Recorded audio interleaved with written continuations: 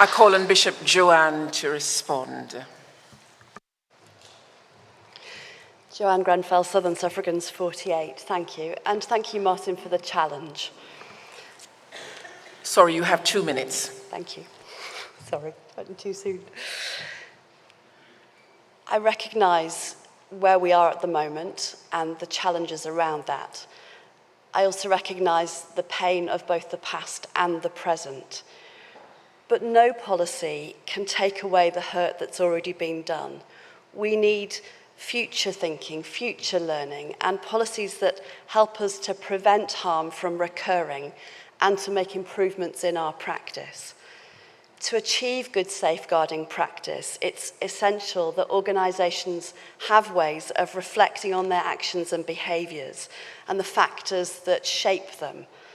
This is essential not only to say what's working well, but also to identify what isn't. The aim is to drive improvement. Synod, in bringing this code now, I'm following your rules, the ones you voted through. I'm required to bring all such codes to Synod when they've been through sufficient and appropriate consultation. That has happened. There's no logic in delaying the code for the sake of it, least of all one that is relatively straightforward and has been in development since 2020. It would achieve nothing now. It would sit on a shelf rather than being used to improve practice. Furthermore, delaying this specific code would mean that we're deliberately choosing to ignore good practice, which has been developed in conjunction with other bodies, statutory agencies, and victims and survivors. The main consequence would be that the factors that undermine good safeguarding could not be addressed. And that, really, turning away from best practice would be contrary to the Church's mission. This code is about the future. It's about helping people who may need to go through these processes in such a way that enables us to learn. I urge you to resist the proposal from Mr. Sewell.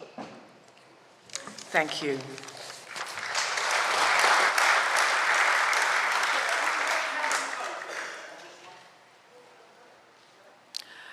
Members, I do not consider that the motion for the adjournment of debate needs to be debated any further.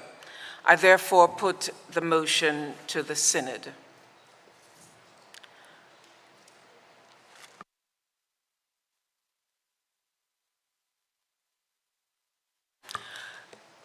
Those in favour of the motion that the debate... Point of order.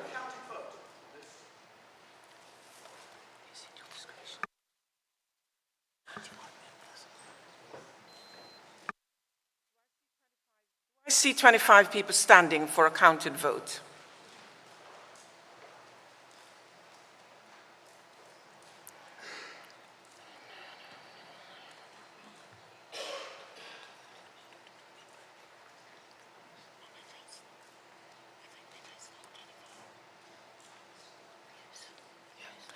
I think we do have 25 people.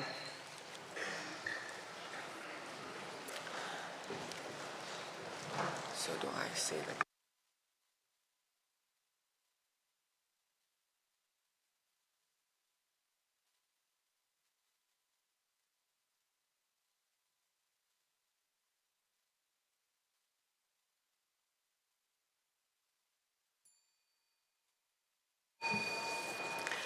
This is a counted vote of the whole Synod on the item asking for adjournment. Those present in Central Hall using the voting handsets and who wish to vote in favour should press 1. Those against should press 2. Those who wish to record an abstention should press 3. Those participating remotely should use the online voting platform and vote or register an abstention using the buttons on the screen.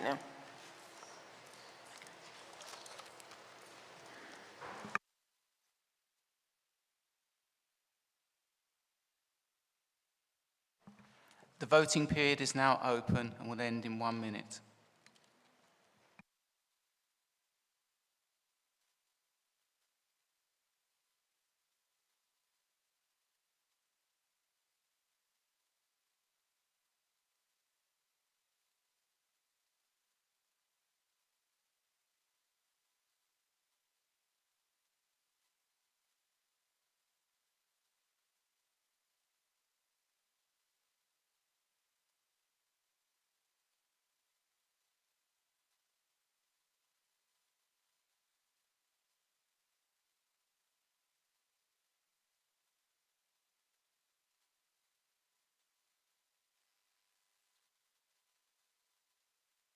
Voting period will end in 15 seconds.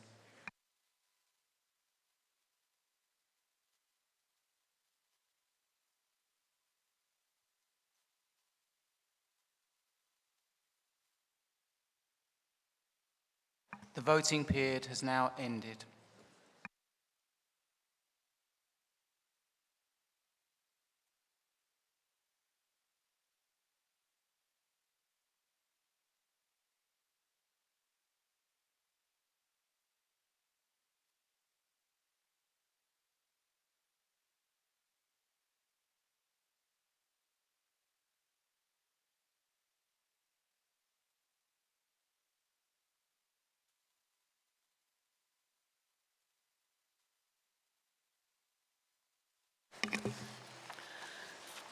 Those voting in favour, 74.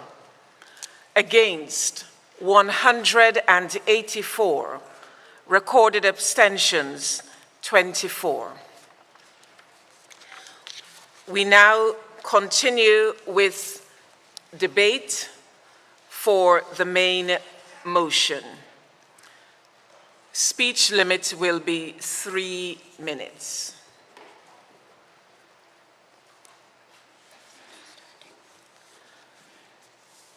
I'd like to call on Margaret Sheether, followed by Jamie Harrison.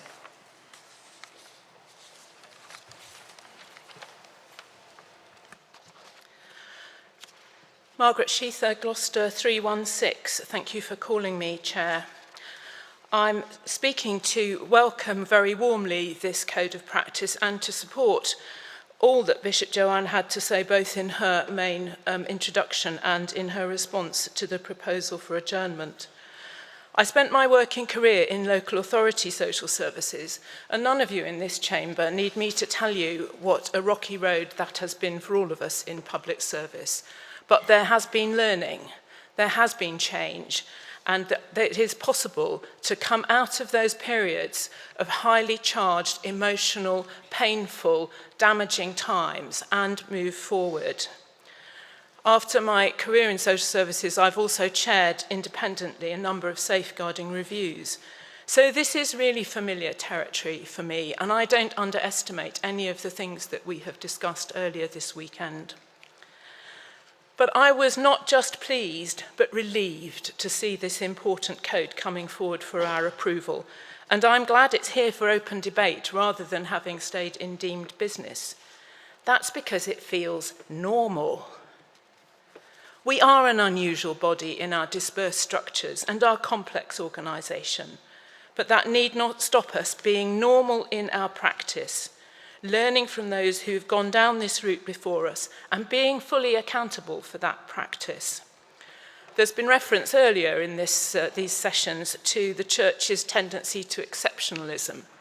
This is us saying we are not an exception. We can put ourselves into the same position as others who have trodden this road before us and have learnt the same painful lessons, but have established ways to minimise that damage in future.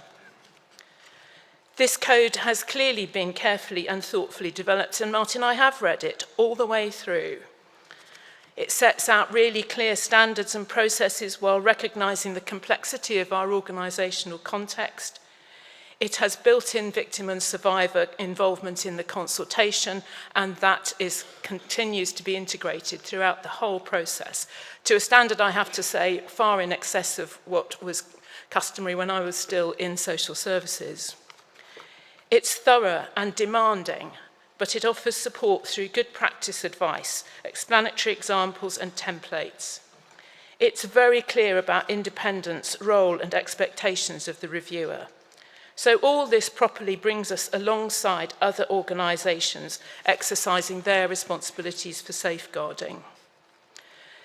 This is an important contribution, and as I look forward to the further codes to come, which are clearly going to get the same level of careful attention given the timetable we're looking at, which will continue to strengthen and update our work, I commend this code warmly to Synod. Thank you.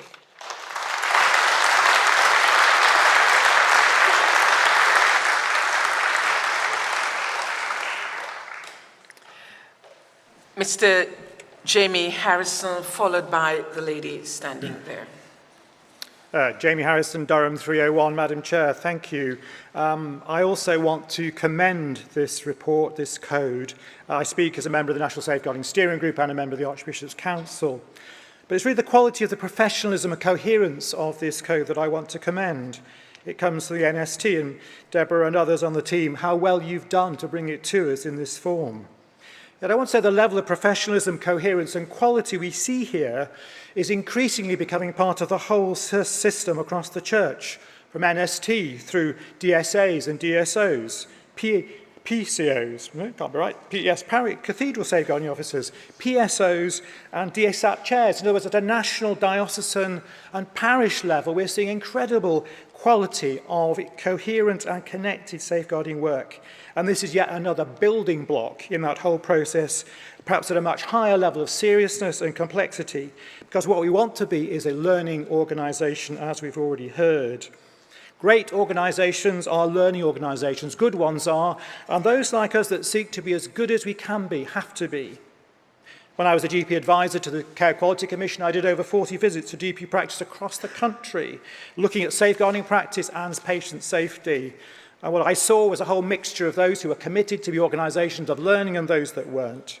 There was one thing called the significant event learning event analysis. They had to do one a year. The ones that only did one, my heart sank. How serious were they just to do the one to tick the box?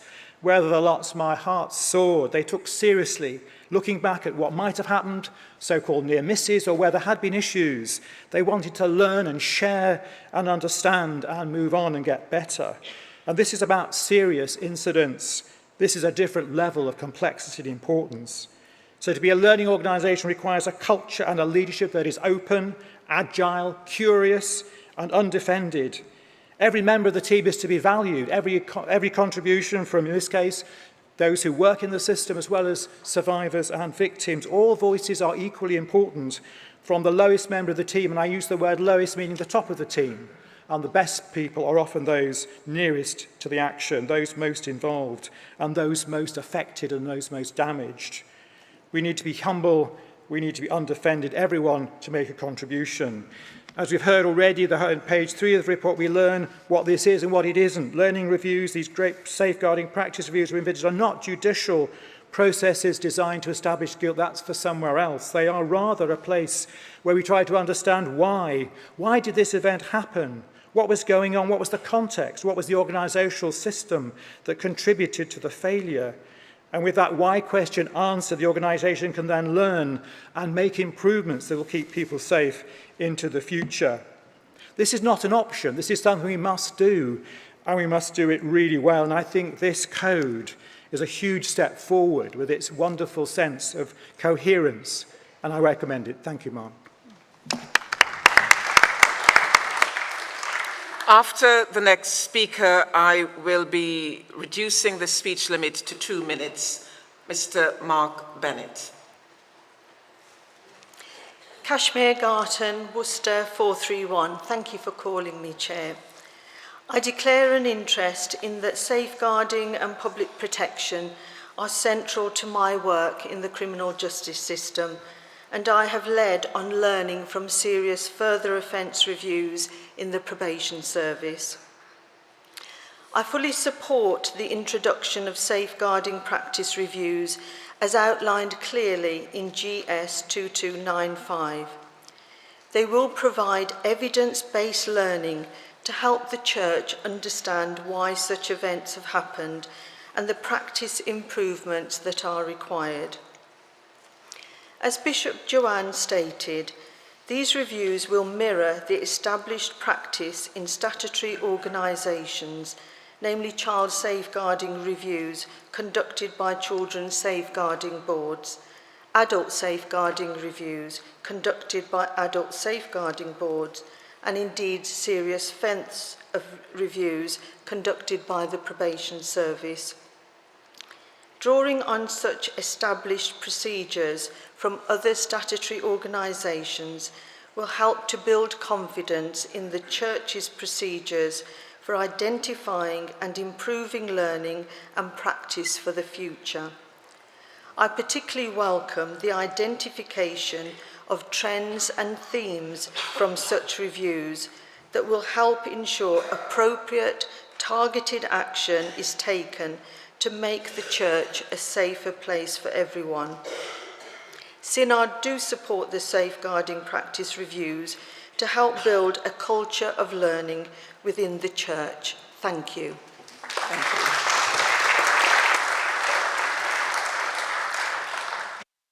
Mr. Mark Bennett, after which I shall be testing the mind of Synod for closure on this item. Mark You have Bennett, 2 minutes. Mark Bennett, 184 Oxford. Synod, I want to draw to your attention the fact that this code of practice, good as much of it is too much an artefact of a culture we need to change. By this I mean that it asks questions convenient to us, good and worthy questions, the answers to which in past reviews have undoubtedly led to better training and safeguarding practice, sometimes very good practice, led by exceptional people. We rightly ask ourselves, how can we make sure this doesn't happen again? That's good. But in a sinful and fallen world, it will happen again. And we need to acknowledge that and own that truth. If abuse is low incidence, few of us will have experience of dealing with its consequences. And we need to ask 2 questions about our response every time to capture learning so that we are not reinventing the wheel every time bad things happen. The first missing question is a simple factual question: have the victims and survivors here been properly treated? We need to know that before we can move on. It simply needs to be explicitly there. The second is, how has the care of context, the community in which this happened, been managed? A piece of personal experience. The day our new curate moved into the parish, I went round to his house, to welcome him, of course, but also to explain why the picture of a former team vicar had appeared that day on the front page of the local newspaper. I also had to drop everything, family time on my day off, to deal with a youth worker who had unexpectedly had the police visit the group that she was leading. Some in our community felt that an exceptional priest was being unfairly traduced. Others felt equally strongly shocked and betrayed. People were instinctively divided. I could have done with some digested learning from the experience of others, wisdom in leading a divided and betrayed community. I hope it will never again happen to me, but others might benefit from my experience and my learning. But no one's captured it, and now it's years ago, and memory has faded. If we are to heal the consequences of sin, we do need to capture that learning for the healing of survivors and the healing of communities. And if we're doing reviews, we ought to be asking those questions as part of the reviews we're doing. Thank you. Thank you. I now wish to test the mind of the Synod on whether item 511 has been sufficiently debated. I therefore put the motion for closure on item 511. Those in favour, please show. Thank you. Those against? That is clearly carried. I'd like to call on Bishop Joanne to respond. You have up to 5 minutes. Thank you, Chair.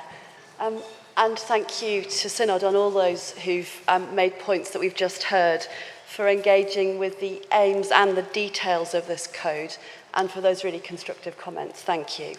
To answer just a few points, Margaret and Kashmir, thank you particularly for those reflections on the parallels with other statutory bodies. It really helps to know that we are not pursuing exceptionalism and that we can tread the path that others are trying to tread too, towards better practice. And it is really important to identify themes, not just instances.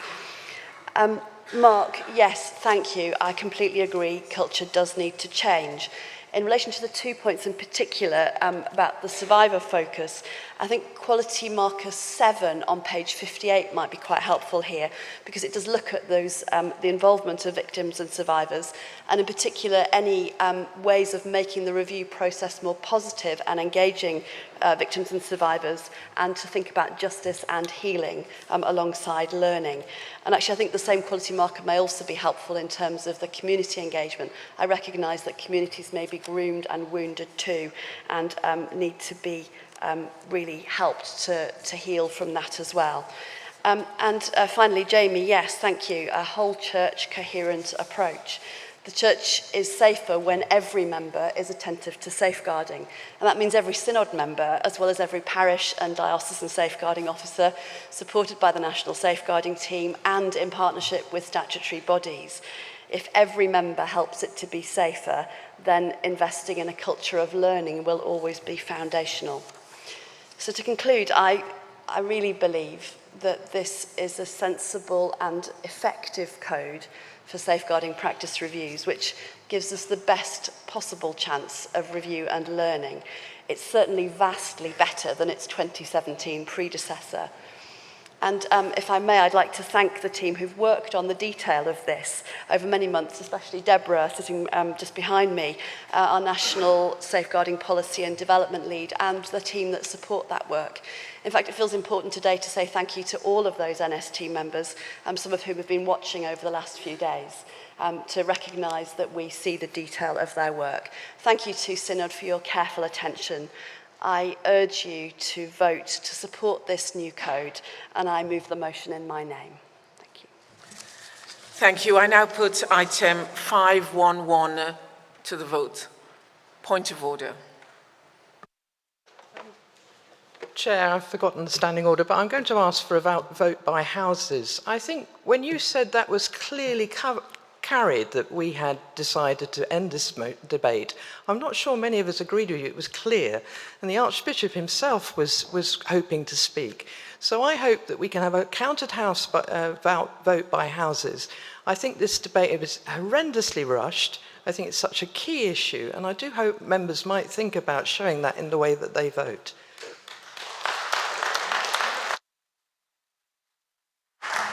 Can I have 25 members standing?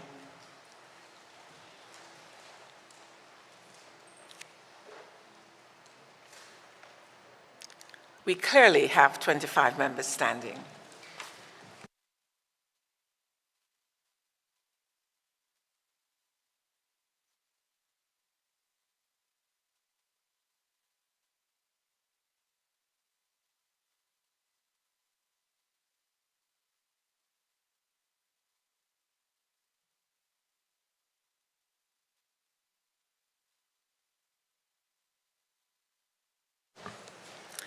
I now order a count of vote by houses.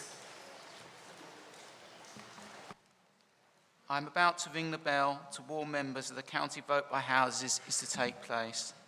2 minutes after it ceases, the counted vote will begin.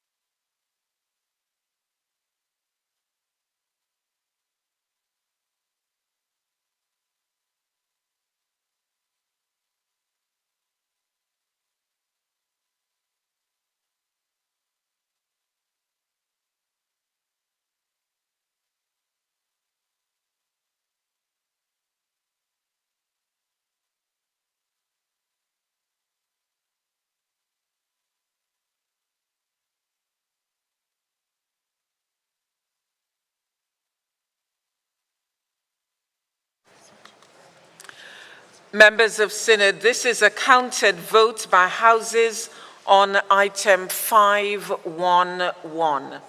Those present in Central Hall using the voting handsets and who wish to vote in favor should press 1. Those against should press 2. Those who wish to record an abstention should press 3. Those participating remotely should use the online voting platform and vote or register an abstention using the buttons on the screen.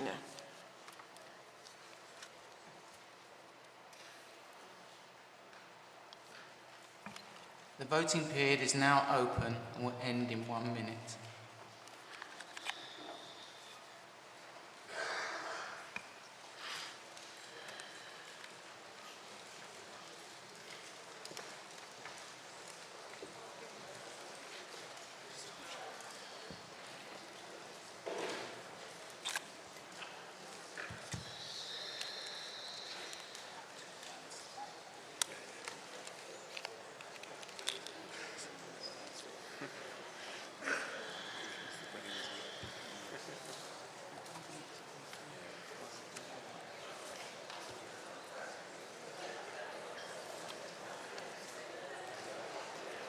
The voting period will end in 15 seconds.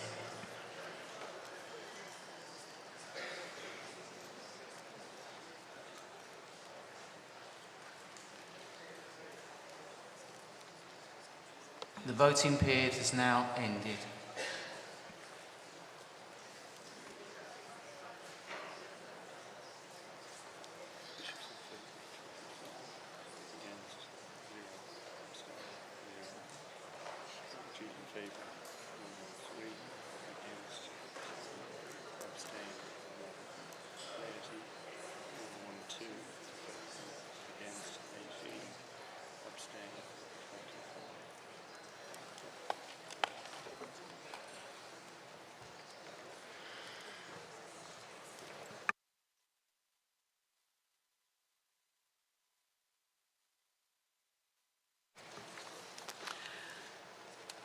Those voting in favor in the House of Bishops, 27.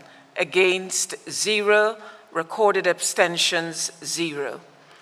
In the House of Clergy, those voting in favor, 113. Against, 10. Recorded abstentions, 11. Those voting in favor in the House of Laity, 112, against 18, abstentions 24. The motion is therefore carried. Members of Synod, we move to next item. Thank you.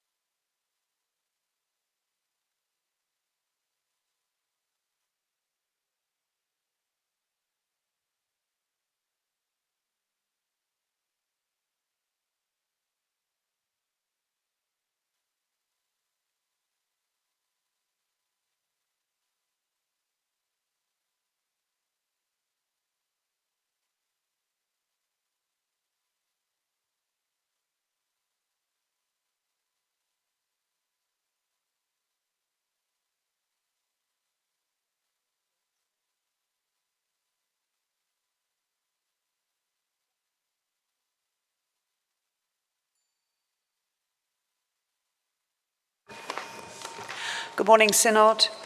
We come to item 510, Draft Church of England Pensions Application of Capital Funds Measure. For this, you'll need GS 2264 and the explanatory notes GS 2264X3. Synod has reached the final approval stage for Church of England's pensions measure. I'd like to call on the Chair of the Steering Committee, Ms. Basola Shudende, to move item 510, that the measure entitled Church of England Pensions, Application of Capital Funds Measure be finally approved. She has up to 10 minutes to speak to her motion. Thank you, Chair. Basola Shudende, London 359. Chair, in introducing this final approval motion, may I start by declaring my interest as a Church Commissioner. This is a short and technical measure. If passed, would extend the Church Commissioner's time-limited power to spend capital in order to meet the pre-1997 pensions obligations. Under the current legislative framework, this power would expire at the end of 2025. This draft measure would extend the power for a further 7 years until the end of 2032.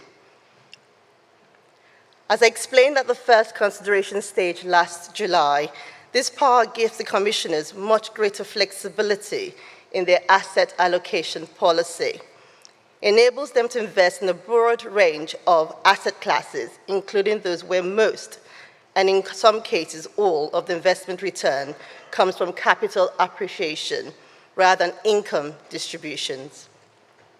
This power has a crucial enabling factor in the strong returns generated by the church endowments management by the commissioners. And the purpose of those returns are to feed through to the increased support for the church's mission and ministry. I'd like to give you 2 recent examples of this increased support. Firstly, in 2020 to 2022, the commissioners were able to make available 150 million of additional funding above the level that might have been expected. Secondly, and as reported to the commissioners, in the current 2023 to 2025 triennium, the commissioners plan to distribute 30% more than the previous triennium funding. And as John Spence reminded us yesterday, the planned core and strategic distributions from the church's endowment management by the commissioners in 2023 to 2025 have more than doubled the equivalent of what was distributed in 2017 to 2019. Following the revision stage, I can confirm to this synod that the text of the previous measure is identical to this text that came to you before the first consideration in July last year. I commend it to you for final approval. Thank you.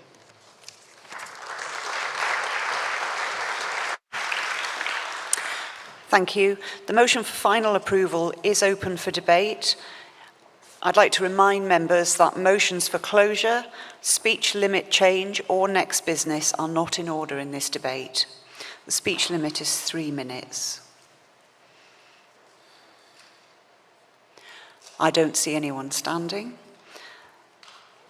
Therefore, we go straight to the vote.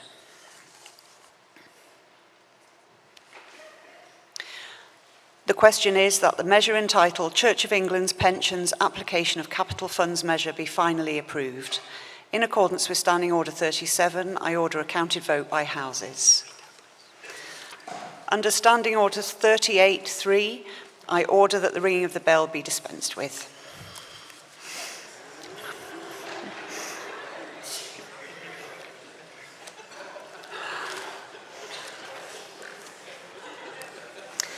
This is a counted vote by houses on item 510. Those present in Central Hall using the voting handsets and who wish to vote in favour should press 1.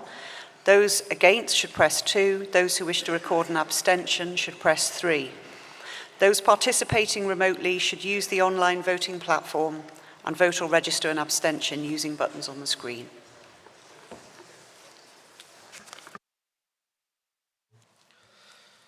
The voting period is now open and will end in 1 minute.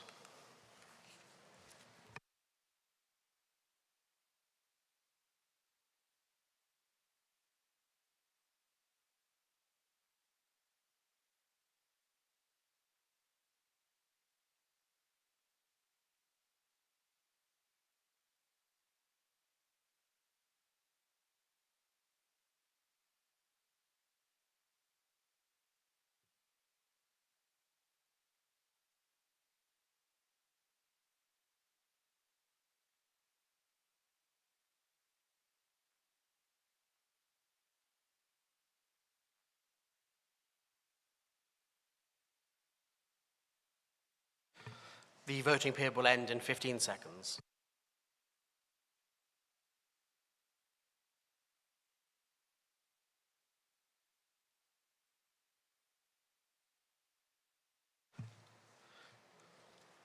The voting period is now ended.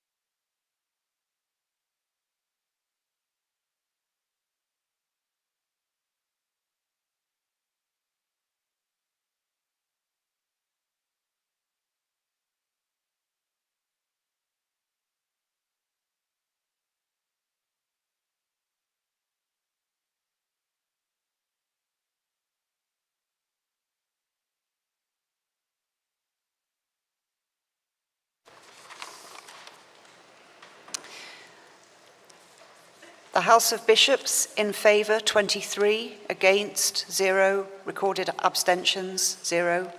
House of Clergy in favour 123, against 0, recorded abstentions 0. House of Laity 141, against 0, recorded abstentions 2. Therefore, this motion was carried. The Church of England Pensions Application of Capital Funds measure now stands committed to the Legislative Committee. We now move to next business. Thank you.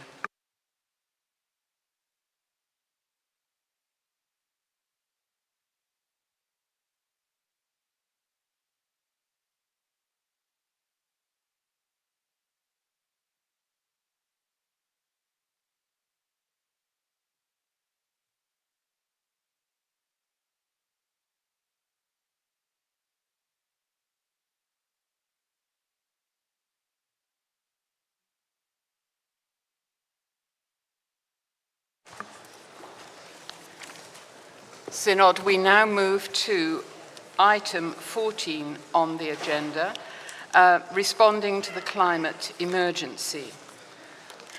Members will need GS 2306A and GS 2306B for this item. Members will also need notice paper 4, financial memo, as this item has a financial impact. And there is also a financial comment on item 84 on your order paper in paragraph 1 of notice paper 11. I'd just like to say one other thing in terms of the organisation of this debate. We do, of course, have timed business at the end of the morning. And so I give notice at this point that I'll be setting a 3-minute speech limit for those presenting amendments. And I announce that now so that if they've got a prepared speech, they might have time to make an adjustment to it. So there will be a 3-minute limit on presentations of amendments, and I'll make speech adjustments, of course, as we go along. So we begin by inviting Bishop Olivia to speak in favour of the main motion, which is item 14 on order paper 9.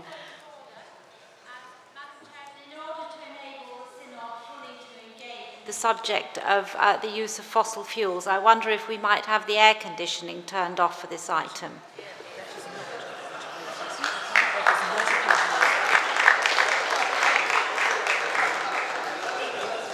I have been advised that that is not a point of order.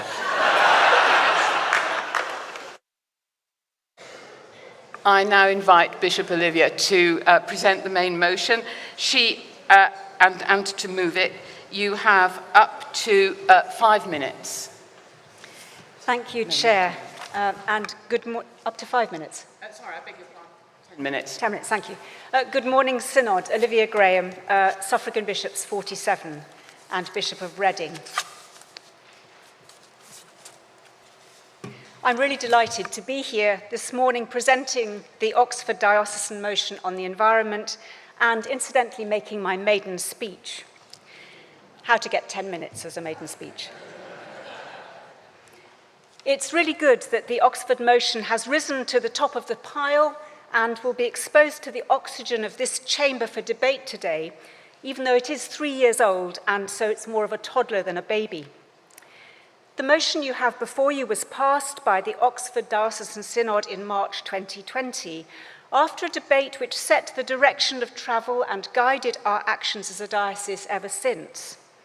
Progress has been good, but we know that we need to go further and faster. Synod, our debate today isn't to discuss what Oxford has done, but to encourage lightning speed and significantly raise the ambition for what we, the Church, can and must achieve. The spirit of the motion before you is about asking much, much more of ourselves, recognizing that creation care is more than a program. It's a way of living, of being, of worshipping. Let me set this motion in context. It's simply this: an existential planetary crisis faced by the human race and many other species due to human action and inaction, particularly in the past 30 years. This is on us. Now, you may be familiar with the climate stripes. I don't know if you can see them behind me. The climate stripes were created by Professor Ed Hawkins at the National Centre for Atmospheric Science at the University of Reading in 2018. This data set is for Berkshire, where I live, and each stripe represents a year. The data set begins in 1863 and goes through to 2022. The blue stripes show years in which the average temperature for the year has been below the average temperature for the whole period. The red stripes show years in which the average temperature for the year has been above the average temperature for the whole period. Now, you might like to note the year 1990, which is where Hannah's got her finger. It's where the stripes start to turn red. The last stripe is for the year 2022, a year in which the UK saw temperatures of more than 40 degrees for the first time. This stripe is not quite as dark as 2021, and that's because we were in a La Niña phase in the Pacific, which helped to hold the temperatures down. When we see a return of a neutral or warming phase of El Niño, the very darkest red stripes will return, and we know that an El Niño has just begun in the Pacific. Thank you.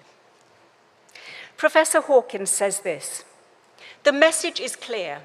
Excess heat is building up across the planet at a rate unprecedented in the history of humanity. If you think how hot 2022 was, and then realize that those 12 months will likely be one of the coolest years of the rest of our lives, we will regret not having acted sooner. The reports and warnings from the Intergovernmental Panel on Climate Change are equally stark. We must limit global warming to 1.5 degrees, and our window for action is rapidly closing. The Independent Committee on Climate Change here in the UK concurs. Their recent report is very critical of the pace of action by our government, which they say is worryingly slow. And the signs from Westminster Friends are not at all good. Lord Deben, the outgoing committee chair, called the decision to approve the UK's first new deep coal mine in 30 years total nonsense. And he was damning about plans to approve the Rosebank oil field off the coast of Scotland. How, he asked, can we ask countries in Africa not to develop oil? How can we ask other nations not to expand their fossil fuel production if we start doing it ourselves?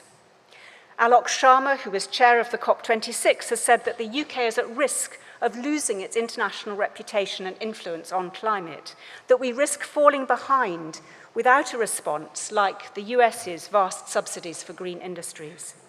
Zach Goldsmith resigned 2 weeks ago, citing government apathy and the Prime Minister's apparent disinterest in climate change as the cause. Just a few days beforehand, it was reported that our government is drawing up plans to drop the UK's flagship £11.6 billion climate and nature funding pledge. And on Sunday, it was claimed that Sir Keir Starmer hates the tree huggers. As our politicians row back to appease extreme elements on the backbenches, there are ever more solid and compelling evidences of the extreme dangers that we're in. Last week, the UN Secretary-General said that climate change is out of control, as an unofficial analysis of world temperatures showed the hottest week on record. As our planet heats up, as tipping points are passed and interact with each other, as species go extinct, as water resources become scarcer, as increasingly large parts of the planet become simply uninhabitable for human beings, mass movements of people will begin. There could be as many as 1.2 billion climate refugees by the end of the century. We should be very, very concerned about the instability which will be created by intense heat, by water shortages, and by crop failures. We all want to know that our grandchildren will grow up in a stable and habitable world, but this climate crisis reaches well beyond self-interest. This is self-evidently an issue which has injustice and inequality at its core, intersecting with every other part of our mission as Christian disciples, affecting first and catastrophically the world's poorest and most vulnerable people. This is a bleak picture, my friends, and I paint it not to be alarmist, but to concentrate our minds. The Bible has much to say on God's love for this world, on the responsibility God gives to human beings to care for nature, and on nature's provision for human beings. And right now, God's people have a heck of a lot of work to do. In 2020, this synod passed a motion setting a net zero target for the Church of England of 2030. It was a bold and ambitious target, and some would say foolhardy. But we have resoundingly endorsed the route map to net zero to achieve this ambitious goal. The milestones contained within it, such as changes to our faculty jurisdiction rules, are already being enacted. The recent and very welcome announcement from the Church Commissioners and the Pensions Board on divestment is the outworking of the amended Oxford motion carried by this synod in 2018. Friends, never let it be said that synod lacketh teeth. Those divestments demanded by synod just 5 years ago have had an impact far beyond our shores. We have given a clear and unambiguous message that we share the conviction of the International Energy Agency that net zero is not compatible with the continued development of fossil fuels. We have dedicated people leading on environmental work in our dioceses, in our parishes, at the NCIs. We have great partners such as the Woodland Trust and A Rocha. We have a high-functioning National Environment Working Group chaired by Bishop Graham Usher. All 42 of our dioceses are signed up to EcoChurch. We have a committed funding stream from the Church Commissioners and a new board set up to oversee our transition to net zero. We have informed and committed bishops in the House of Lords. There is much to give thanks for. But friends, we are just off the starting blocks. We must go further, and we must go faster. All of us, as individuals, churches, communities, as dioceses, the Church of England, as the whole Anglican Communion, and with people of goodwill from all denominations and faith communities. We have only the rest of this decade to take decisive action. It's a very small window. The motion before you seeks to challenge us in all areas of life, from finances to buildings and political advocacy. We need the national investing bodies to be investing at scale in renewable energy and climate solutions, doing everything we can in our dioceses and parishes to get to net zero, and asking every Christian in every church to pray for change and to lobby their MPs as we ramp up to a general election. We must not kick this can down the road for future generations to deal with. There is no greater issue facing society today than runaway climate change. Our church, with the level of resources, reach, and influence we have, must be on the front line of the battle for the sake of every beloved part of God's creation. I look forward to the debate, and on behalf of the Synod of the Diocese of Oxford, I move this motion.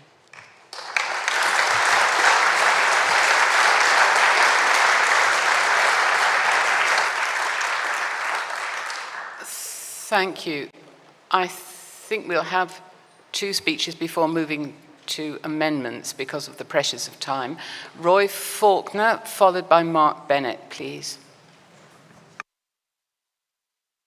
You have up to 5 minutes, but up to is the phrase that I stress. Thank you, Chairman. Roy Faulkner, Leicester 333. Synod, I cannot support this motion. There are a number of reasons behind it. I want to try and take 1 or 2 aspects of the route map to try to illustrate where things are not going correctly. First of all, Jack Shepherd is going to bring an amendment, but let's not rewrite the catechism. The proposal to safeguard the integrity of creation in this new version of the catechism is an extremely presumptuous aim. God is very capable of looking after his own creation without any interference from man or woman. He's shown this through observations of the Earth's temperature over the last billion years. And this is IPCC data that I'm quoting here now. The temperature of the Earth over the last billion years has changed by plus or minus 4.5 degrees centigrade 12 times in the last billion years. So the worst predictions of global warming that we're facing at the moment are a temperature change of 2.1 degrees. So there's been this oscillation, much bigger oscillations of that in the Earth over the last billion years. Additionally, it was only 500 million years ago that America was fused with Europe. So that's changed, as we must know from what we see now, and it's not an example of God messing around with his creation without our help, then I don't know what is. Another aspect that we need to be looking at is the inefficient and uneconomical way in which we are considering it in the route map, GS2258, of how to change or reduce the carbon emissions. Schools and some churches are being asked to replace traditional gas boilers with heat pumps and install much better insulation. None of this will lead to any reduction in carbon emissions because it is the primary energy source, electricity, that needs to be carbon-free, and these heat pumps use electricity. To ensure that electricity is carbon-free, we must rely on the electricity generators, and no amount of hand-wringing by the church commissioners through the NCIs will make any difference. And the costs will be enormous. The church commissioners through the NCIs have promised, I think the figure is now 210 million over the next triennia. This amount, spread over the next 9 years, would give each diocese an extra 10 vicars. The church is fighting for its survival. It needs vicars, not heat pumps. And this leads me on to the last point I want to make, is that the exhortations of the route map ask us to stop driving and stop flying. Aerospace and automotive industries are the lifeblood of our commercial society. If we want to generate enough money to pay for the worldwide war against poverty and demographic changes brought about by climate change, we must do more driving and flying and encourage these industries, which will provide more revenues through their taxes. And I haven't got time to expand on this, but there are carbon-free ways of allowing us to do more driving and flying. And maybe also will help with the air conditioning, as Prudence mentioned. So in the light of all this, I want to conclude, we should ask whether the COV is wise in investing huge, debilitating amounts of money to try to arrest climate change when much bigger governmental and industrial forces are already making much more effective attempts to achieve the same objective.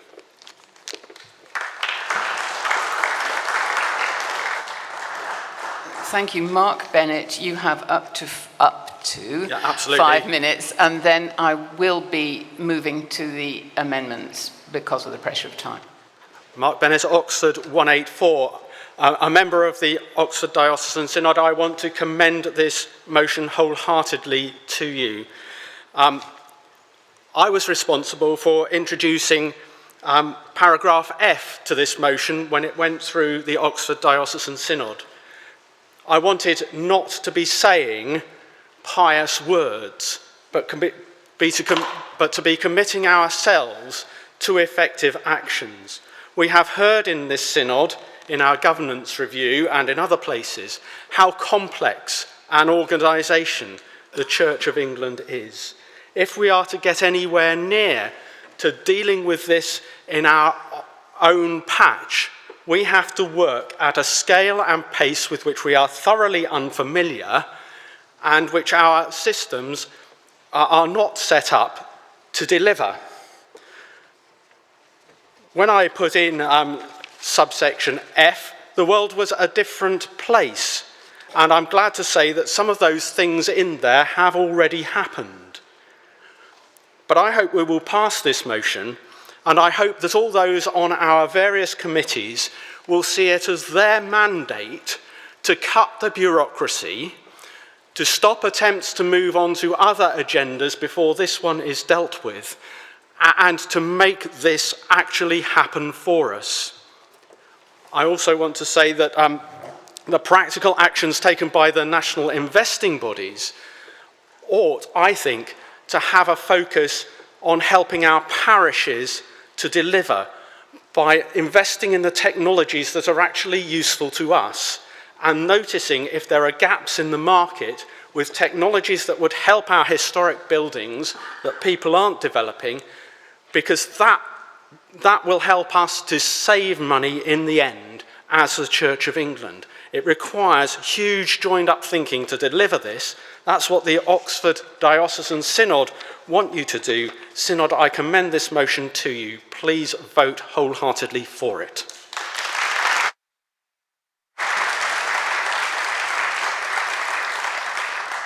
Thank you. As I indicated, I'd like to start working through the amendments at this point, and so I call upon Dr. Cathy Rhodes to move as an amendment the amendment that appears as item 82 on your order paper number 9. May I remind her that you have 3 minutes for this speech. 410. Of course, another solution to air conditioning would be if we had solar panels on our roof. Last month, I was on a Zoom call to Nigeria with Reverend David Ugolo and Innocent Edom Hanria. David is the Executive Director of the Africa Network for Environment and Economic Justice, or ANEJ. Innocent's their Programme Manager. I promised I'd passed on some of our conversation to you all today. I'm also glad that Bishop David of Bondo is visiting my Diocese of Sheffield, and I may be visiting us in the Chamber at some point, and I know this subject is close to his heart also. I'm hoping the amendment would update and enhance this section. It was written over 3 years ago, as we've heard. It reflects my private member's motion that now has 96 signatures. Thanks to all who signed and supported this. The amendment begins with commending the welcome announcement on the 22nd of June that the Church Commissioners and Church of England Pensions Board will independently disinvest from fossil fuels. Thank you. Thank you. David and Innocent welcomed this in a letter to leaders, including Archbishop Justin and Alan Smith, commending the Church for standing on the side of people. Moving to the second part of the amendment, we know that the International Energy Agency said in 2021 that investment in renewable energy needs to more than treble to $4 trillion a year by 2030 if we have any chance of reaching our target of net zero by 2050 and limiting global heating to 1.5. We will still need fossil fuels in this transition, but the key is urgency and speed, and we need climate solutions as well, so I've added that on. To support investing in areas like energy storage, public transport, and energy-efficient buildings. The Church Commissioner's July 2023 Climate Action Plan, which I commend to you, quotes climate solutions 19 times, and saying it is key for them.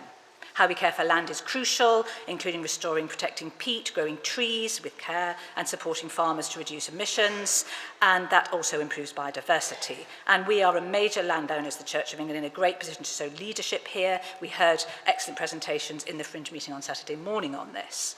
All of this fulfills the fifth mark of mission, as well as the other marks, in fact, of justice and unjust structures, and preaching the gospel as we strive to safeguard the integrity of God's creation and sustain and renew the life of the earth. We can lead on this. The Diocese of Truro has sold £1 million of investments and transferred into these solutions such as wind energy, solar systems and storage.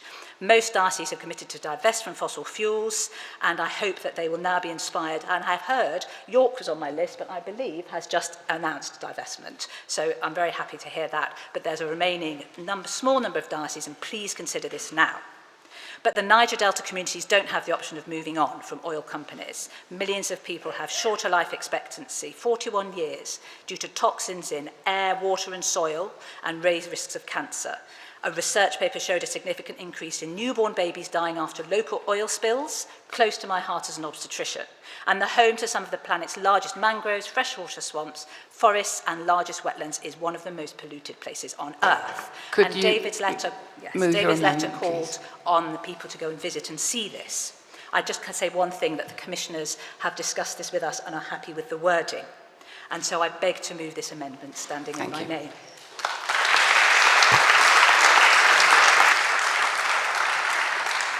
I call upon Bishop Olivia to indicate whether she accepts or rejects this amendment. Helpful amendment.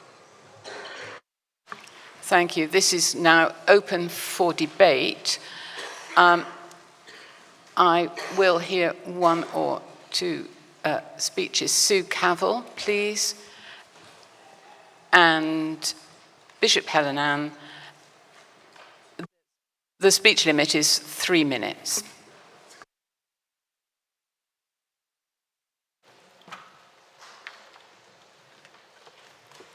Sue Cavell, 297 Derby. Thank you for calling me. I'm very pleased to see this motion from Oxford and I shall be voting for it. I'd like to speak in support of Cathy's amendment.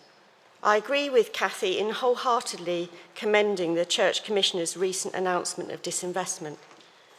And it's so important that now, when there's still a window of opportunity to slow the changes in our climate, we go through that window in a positive way by investing in renewable energy and other climate solutions. For those who are still sceptical about climate change, I say, what harm can this investment do? Even if you're not sure about the reality of climate change, isn't it better to have greener energy that doesn't pollute the atmosphere, causing health problems for many? For myself, looking at the results of climate change, I don't want to keep hearing heart-rending stories such as Cathy has just told us. I don't want to keep getting emails from Tearfund, such as the one I've just received, telling me about 20 million people trapped in hunger crisis because of drought in Ethiopia. Please, Synod, support this amendment along with the whole motion.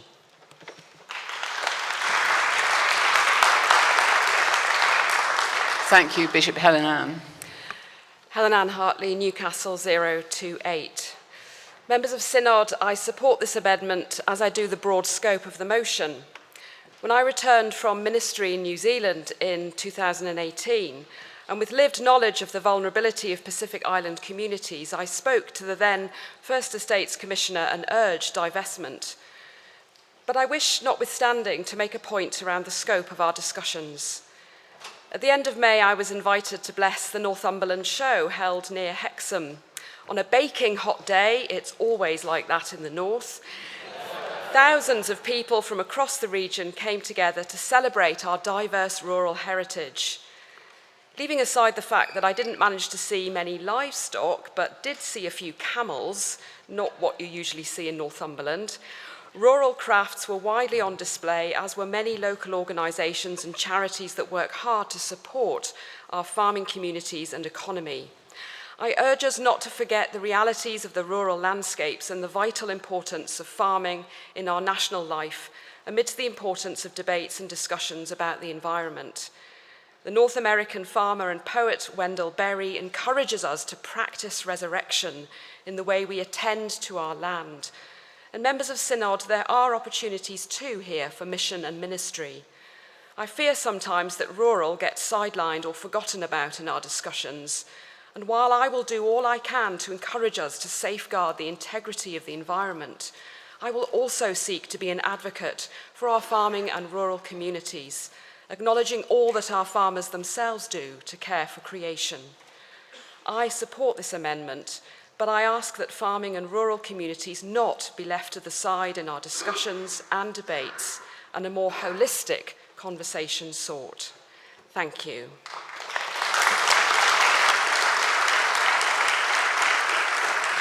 Thank you. I wonder if I might test the mind of Synod for...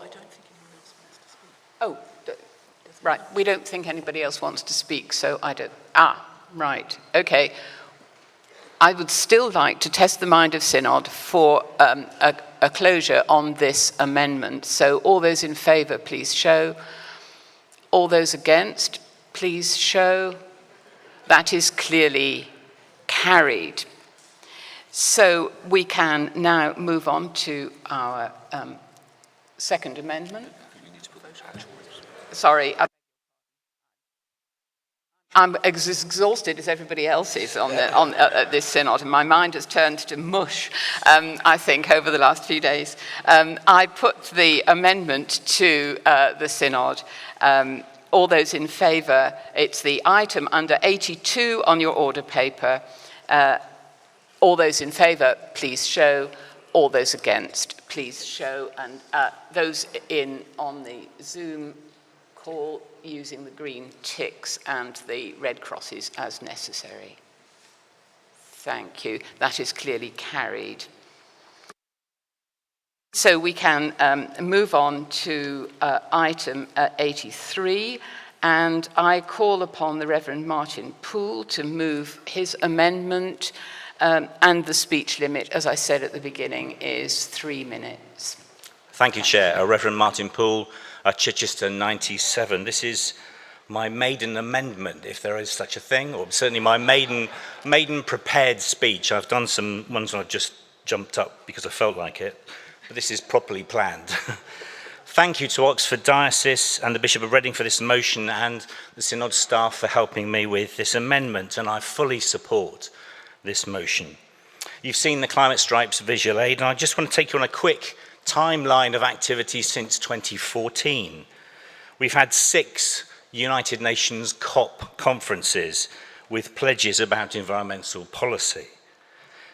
2015, 196 countries signed up to the Paris Agreement, pledging for greenhouse gas emission cuts as a legal target.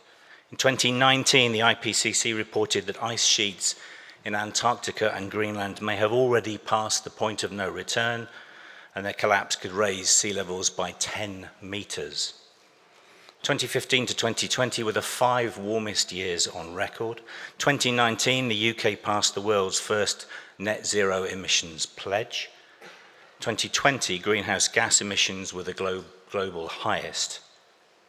Also in 2020, this House set the Church of England a target of becoming carbon net zero by 2030. Last year, this Synod passed changes to faculty legislation to nudge PCCs to plan for environmentally friendly boilers. And last month was the warmest in the UK since records began. Why this timeline? It's because the current environmental policy on my own diocesan website was written in 2014 and not revised since then. Now, a good friend of mine frequently says that when you point the finger at someone, there are always 3 fingers pointing back at you. And so I'm aware that I'm partly responsible for this. I am on the Diocesan Council for the Common Good, and I acknowledge that I could do something, and I will do something. It's one of the reasons I've set this amendment. This amendment seeks to strengthen the clause in this motion about policies and to encourage all levels of the Church of England to review their policies and keep them up to date. I think we can all agree that 2014 is not up to date, given the timeline of climate change events over the last 9 years.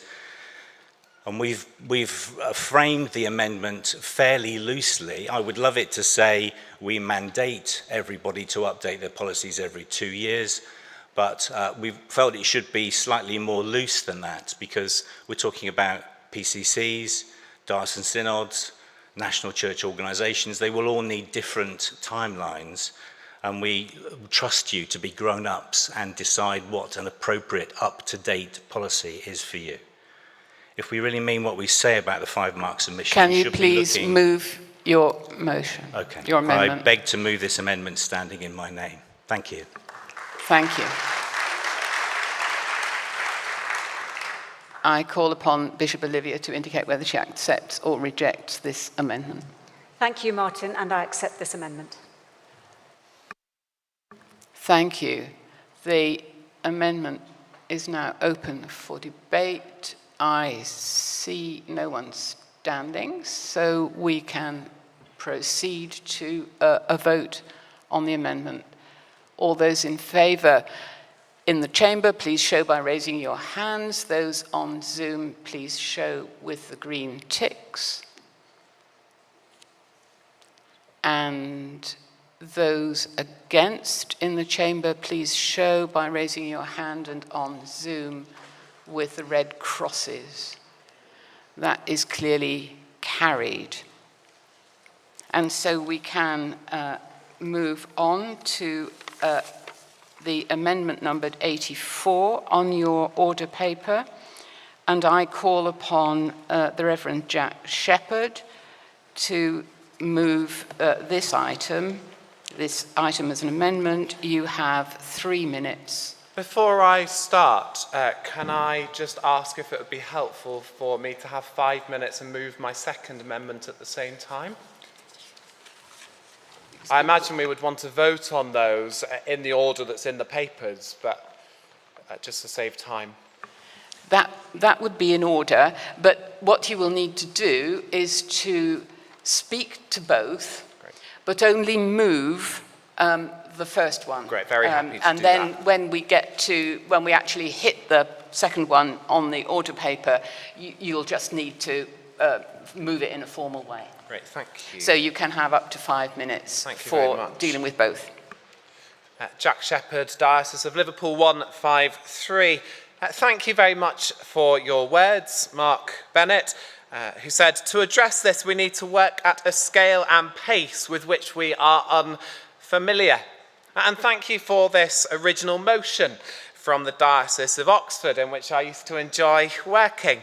I wholeheartedly support this original motion, regardless of the success of my amendments. I believe my amendment builds on Dr. Cathy Rhodes' amendment, urging investment in renewable energy and other climate solutions to be scaled up.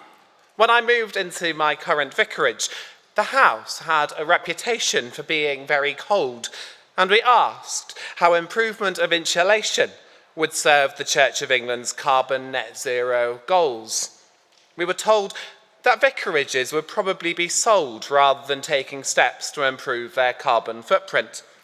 The progress that has been taken by the Diocese of Liverpool to develop an imaginative partnership with Faith for Change to facilitate the delivery of its net zero carbon action plan is mentioned in the notes for this debate.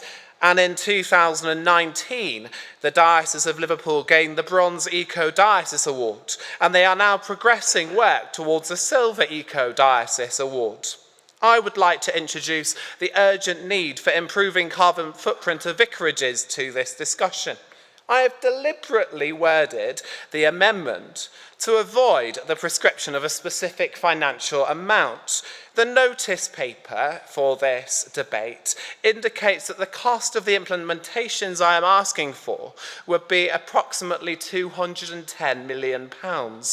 My original estimate was £420 million, which is more than twice the amount of strategic development funding awarded in 2014 to 2021. So I'm relieved to see an amount that's smaller than that. However, the term reflective of is defined as showing the state or nature of something. My hope is that this amendment will contribute to changing the narrative about carbon footprint of vicarages. So if you're worried about a particular prescribed amount of money, that is not what is being asked for in the wording of this amendment.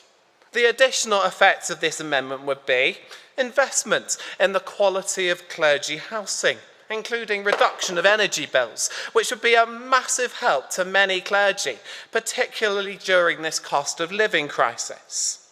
Positioning the Church of England for economic sustainability, This amendment should be expected to be cost neutral or even cost beneficial in the long term, with some immediate cost benefits.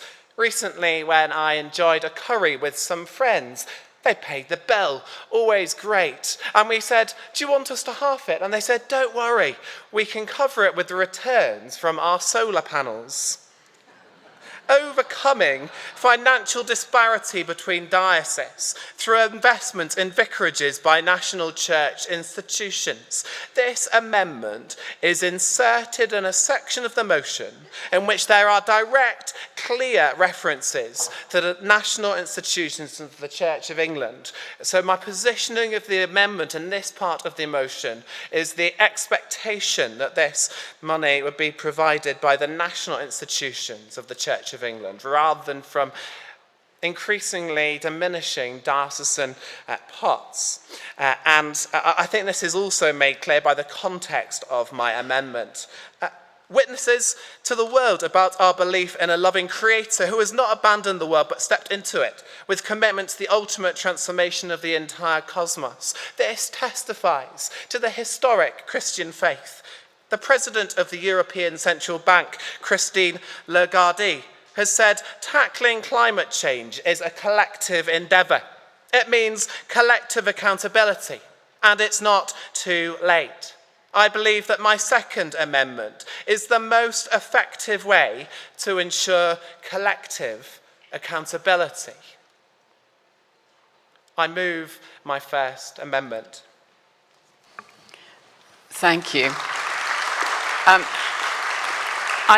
I call upon Bishop Olivia to indicate whether she wishes to accept or reject simply item 84. We'll call you back when we get to the moving of the other one that's been covered by the speech. So this is just in relation to 84 on the order paper. Thank you. Thank you, Jack. Where are you?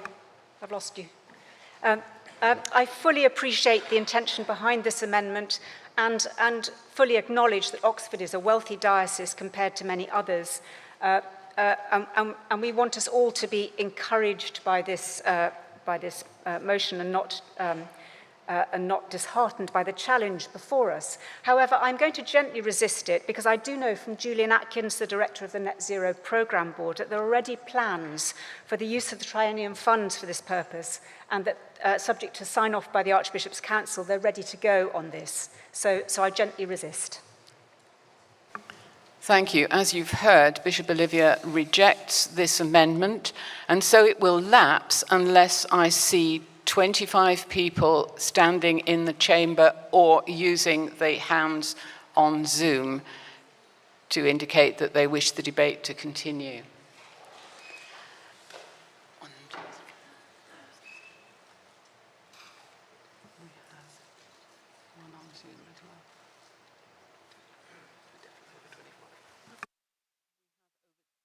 Sorry, we have over 25, so the debate will continue. The debate is now open on item 84. Simon Friend and Paul Cartwright, please. And can I encourage people to move to the podium in anticipation of their speech, even if they're the second person called, as indeed is happening there, because it speeds things up a bit. Simon Friend, Exeter 310. I just want to make a very quick point. I'm sympathetic to the amendment, but I would oppose it myself because actually the wording improve the carbon footprint of vicarage I think doesn't reflect the difficulty of how one does that. I'm a property developer, house builder. Sometimes properties cannot be improved.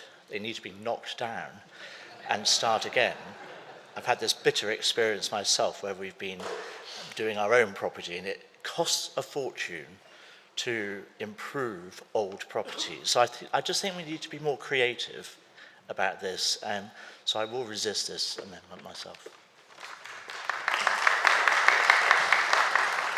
Thank you, Paul Cartwright. Thank you, Paul Cartwright, Leeds 133. Just very briefly, I'd like to speak in favour of Jack's amendment. I think it's absolutely fantastic, and I declare an interest that the Diocese of Leeds have put solar panels on my vicarage. What has that meant? Well, it's meant that we've changed the way in which we think about using electricity. We've moved away from sticking the dishwasher on and the washing machine and doing photocopying on a night to doing it during the day, because the impact is less. And so there is a knock-on effect, but I go a stage further. I mean, just imagine if we had buildings available with south-facing roofs. How fantastic that would be. And let me go a stage further. Leeds is a poor diocese, actually. We're not rolling in it. And so any money that can be released would be used, not wasted. It would be fantastic for everyone, for the environment. And I'd like you all to get behind this if you can. Thank you. Thank you. I'd just like to test the mind of Synod on, well, there is someone standing over there, on a closure on this amendment. All those in favour in the chamber, please show by raising your hands and using green ticks on Zoom. Thank you. And those against, please show and using the red crosses on Zoom. So, yes.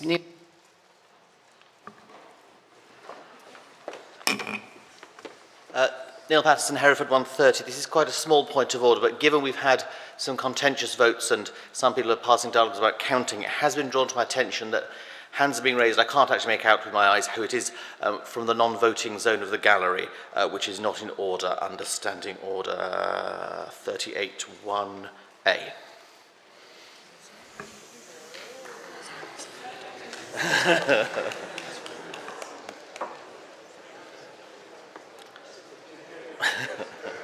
That is a good point of order, Neil. And I do remind people that if you are sitting in the non-voting area of the chamber, you should not be participating in votes by raising hands. However, as it happens, I think there was no closeness of voting there, so I think there is no material difference to the outcome. So we will let things stand as they are, but I do welcome Neil's point of order there, because we do sometimes lose sight of those bits of the standing orders. People get carried away with enthusiasm and the comfort in where they're sitting and forget to move. Thank you. Up to, we had taken a vote on closure, so let us now take a vote on the amendment. Yes.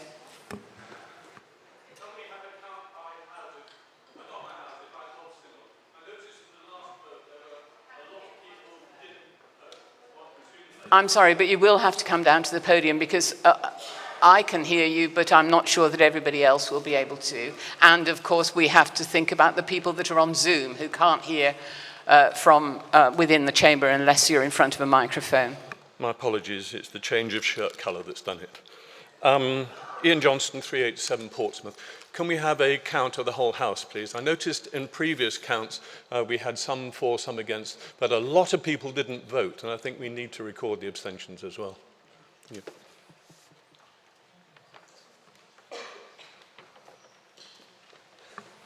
So can I just...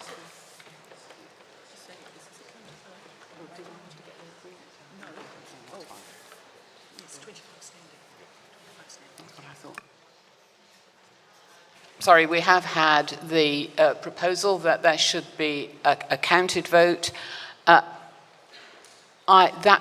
could proceed if we have 25 people standing, or otherwise on Zoom indicating with the hands. Do I see 25 people standing? No, I do not. And there are 2 hands on Zoom, but that doesn't add up to 25, so that proposal is not carried. We can therefore proceed to vote by show of hands. Those in the chamber in favour of the amendment at item 84 on the order paper, please show by raising your hands, and those on Zoom using the green ticks. Thank you. Those against in the chamber, please show raising your hands, and those on Zoom by using the green ticks.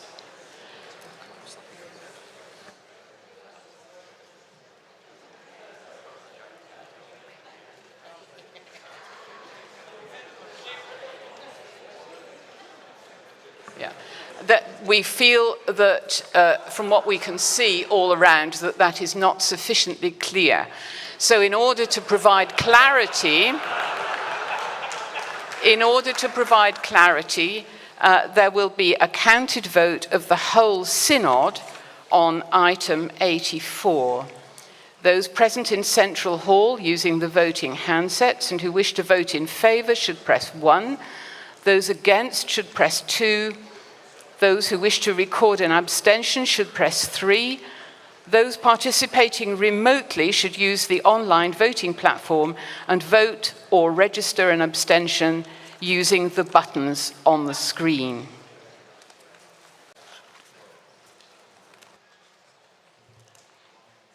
The voting period is now open and will end in 1 minute.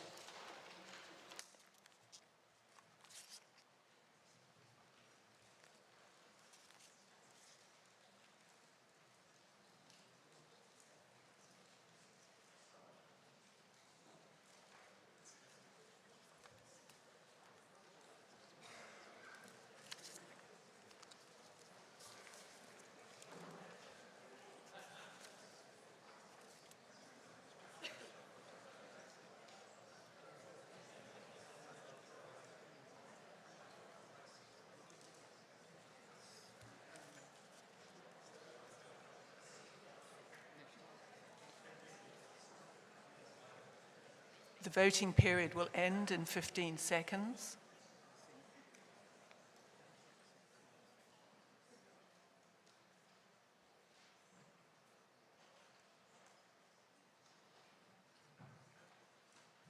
The voting period has now ended.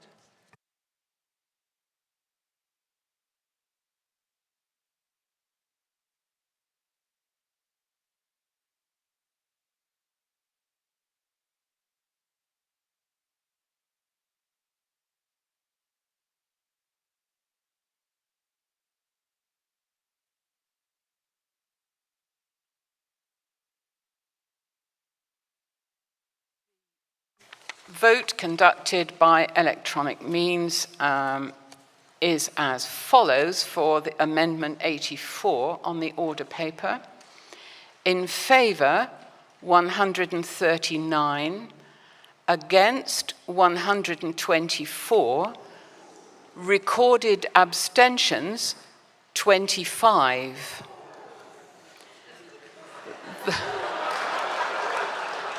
Everyone doing quick arithmetic in their heads, I can tell. The amendment is therefore carried.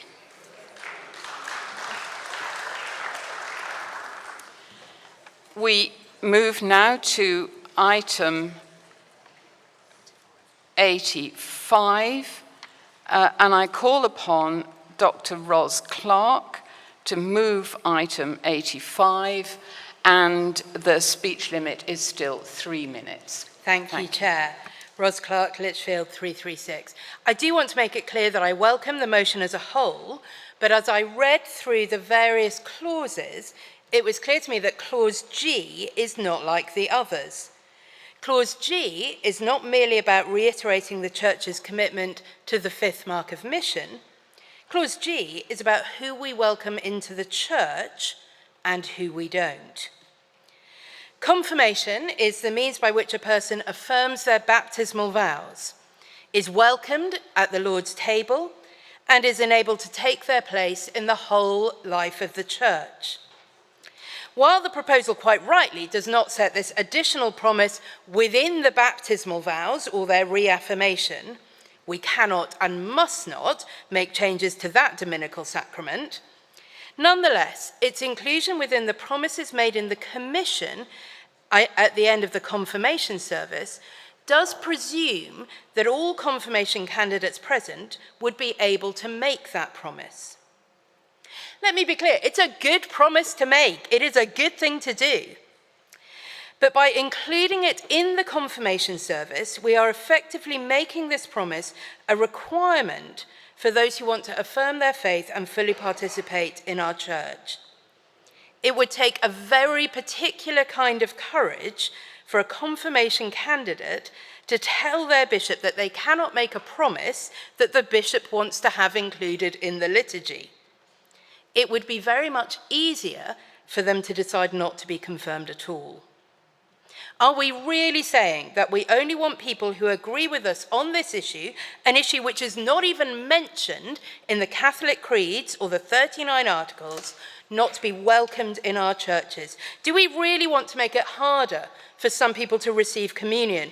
Do we have the right to withhold that means of grace because someone has a different view of our responsibility towards creation?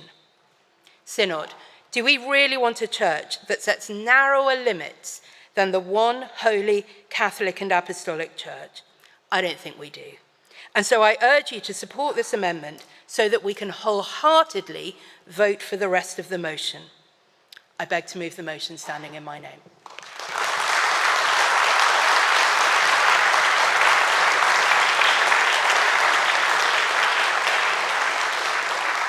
Thank you. Before I ask Bishop Olivia to speak to that, to indicate whether she accepts it or not, we have a point of order on Zoom.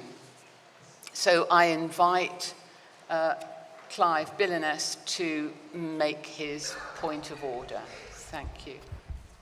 Chair, thank you. I apologise for interrupting the flow. May I please ask you, when you're asking us to indicate on Zoom how we wish to express an opinion, to give us very clear directions as to which button you wish us to press. In one of the past votes a few minutes ago, you said please indicate by hands, but in fact people will be using green crosses and hands, and it's not always clear what your expectations are of us. So could you please precisely instruct us which button you wish us to press to ensure that we convey our opinion to you properly? Thank you. Point noted. I haven't been operating it from your end of the process, so I do apologise if I've misled you in any way, and I hope that hasn't interfered with the substance of the business at all. Thank you. Thank you very much, Ros, for the points that you raised. I need perhaps to preface this by making it clear that that Clause G is not intended to take us into the minefield of what is or isn't liturgical business. In Oxford and Norwich dioceses, we have encouraged ministers to... Ticks on Zoom. I see Clive is on the screen that we have here. Clive is now nodding and putting his thumbs up. That's good, but he's also put up a green tick. So we clearly have 25 people standing, so or otherwise indicating by the green ticks. So we can proceed with debate on this.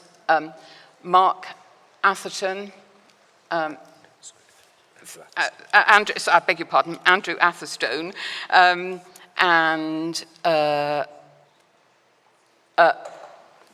Thomas Saville. Thank you very much. Andrew Atherstone, Oxford 183, and I declare an interest as a member of the Liturgical Commission. There's no doubt that this proposal in Clause G has attracted very wide public attention, even perhaps controversy. The Times newspaper last summer called it the first environmentally friendly amendment to our Church of England liturgies, and it has faced something of a backlash. Perhaps we're hearing some of that in the room today. But for those of us here who might have doubts about its wisdom, let's just emphasise and clear up these two confusions. Firstly, don't believe the newspapers. I'm really glad for what Ros and Olivia have both clarified, talking about any variation to the declaration of repentance and faith in Jesus Christ, which lies right at the heart of the baptism and confirmation service, of course at the heart of Christian discipleship. I turn to Christ as Saviour. I submit to Christ as Lord. I come to Christ the way, the truth and the life. That's the heart of our response to the gospel, and no one is proposing a variation to the baptismal decision or the profession of faith which lie at the heart of the rites. What we're talking about, as we've heard, is an optional question which is being added perhaps to the optional commission, which is sometimes used at the end of the service, just before the dismissal, alongside other existing questions about loving your neighbour and seeking justice and defending the weak. It's a very appropriate place to put it. So don't believe the newspapers and their sensationalism. Secondly, don't believe your synod briefing documents. There are no plans to authorise this liturgical variation. And unfortunately, both our documents, GS 2306A and B, get us into sloppy terminology, as have a couple of recent ad clarums, which adds to the confusion. So contrary to our supporting papers, this new variation hasn't been authorised in the Diocese of Oxford or Norwich. We really rejoice in the pioneering work of those dioceses in creation care. But of course, we know that a change to the confirmation liturgy can only be authorised, of course, by us as a body here. So there are no plans, let's emphasise that, there's no plans to authorise this variation. What is proposed is a friendly, informal encouragement for parishes and bishops to use their liturgical discretion as is already permitted. That's a good thing. And when both of those confusions are dispelled, then there's no reason, I suggest, for any fear about Clause G. It's a helpful proposal, it's optional, it's carefully crafted in the language of the 5 marks of mission, which we've already welcomed as a General Synod, and it reminds us as God's followers that we're called to care for God's world as one of many different practical aspects of our Christian discipleship. So let's support the motion in its totality. Thank you.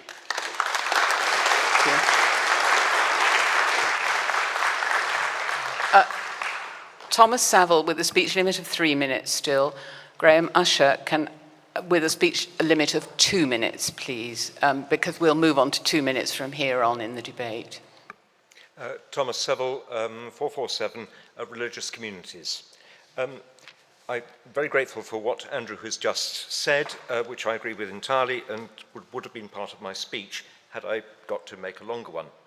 I just want to remind us, if I may, of what the doctrine of creation teaches about its extent.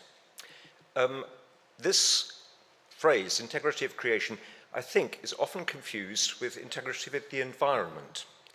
The integrity of creation refers to far, far, far more than this tiny, tiny little spot on the western arm of the Milky Way. God the Son is the ultimate subject of every contingent particular. I hope everybody here believes that. It's a truth worth dying for. In him, all things hold together.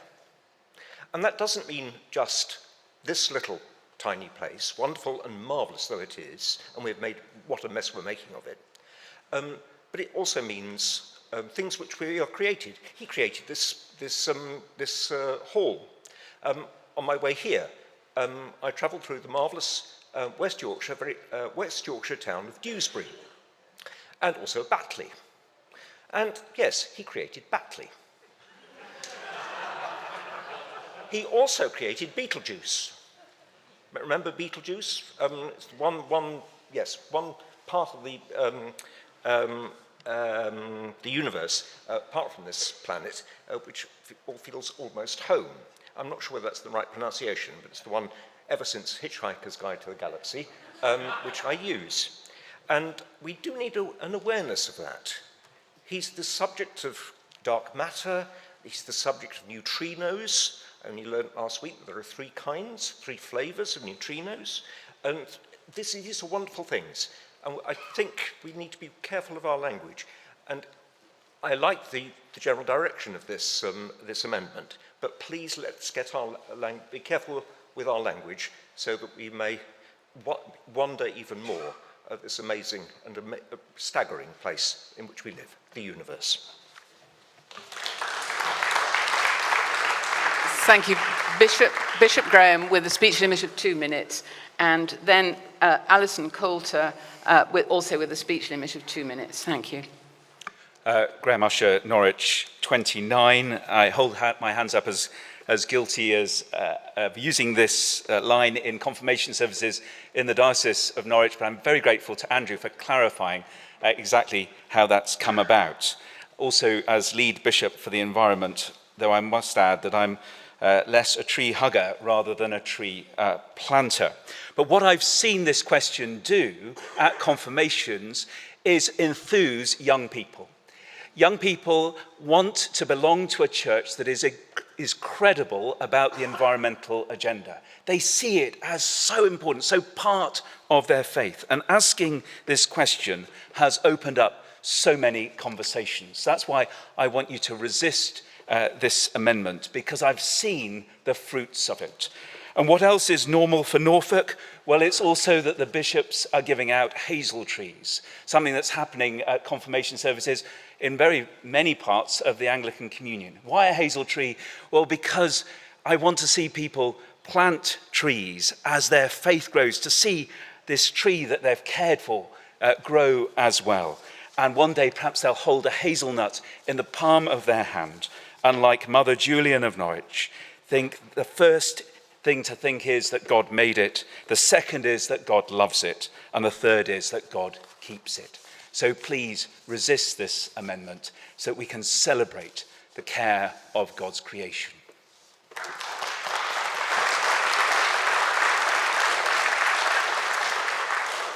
Thank you. Alison Coulter, and then, conscious as I am of our timed business at the end of the morning and the fact that we've got another amendment to deal with and then the rest of the debate to be voted on, I think I will be testing the mind of Synod about a closure on this amendment after we've heard from Alison. So 2 minutes, Alison, please. Thank you, Madam Chair. Alison Coulter, Winchester 428.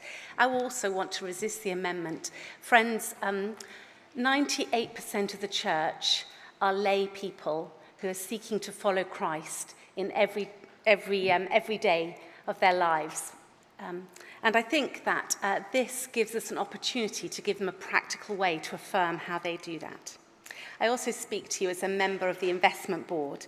And Carl, I hope you won't be too shocked as I say this, but even if we gave our whole budget to make vicarages and church buildings more carbon neutral, it would not have the same impact, I believe, as 98% of the church living out their lives in this way that this encourages us to do this. In Zechariah, the prophet says, "Do not despise the day of the small thing." And as people say, "I turn to Christ," this is a way in which we can affirm everyday faith for them, that actually in the decisions that they make, in the way that they live their lives, that Jesus is interested in that and will use those small things.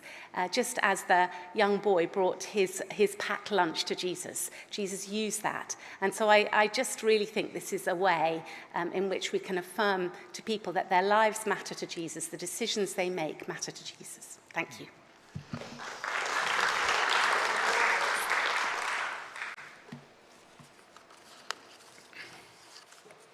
Point of order. Graham Yes. Hamilton, Exeter 119. Point of order. In view of the controversy that this has clearly attracted, may we hear a speech in favour of the amendment as well as all the ones against?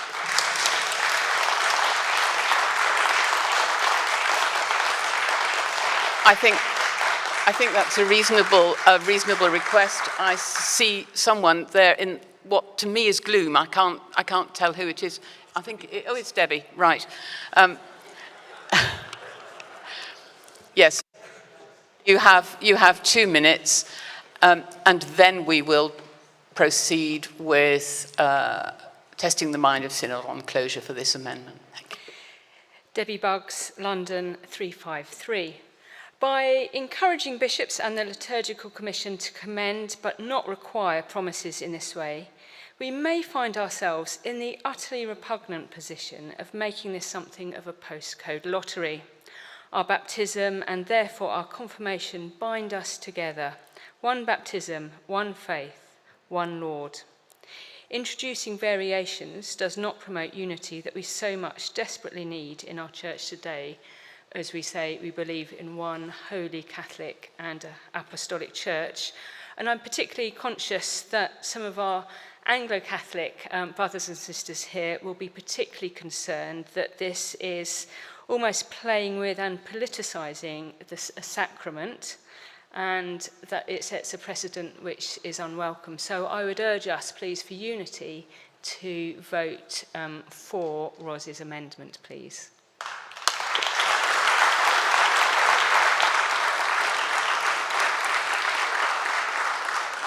Thank you. I will now test the mind of Synod for closure on this amendment. Those in the chamber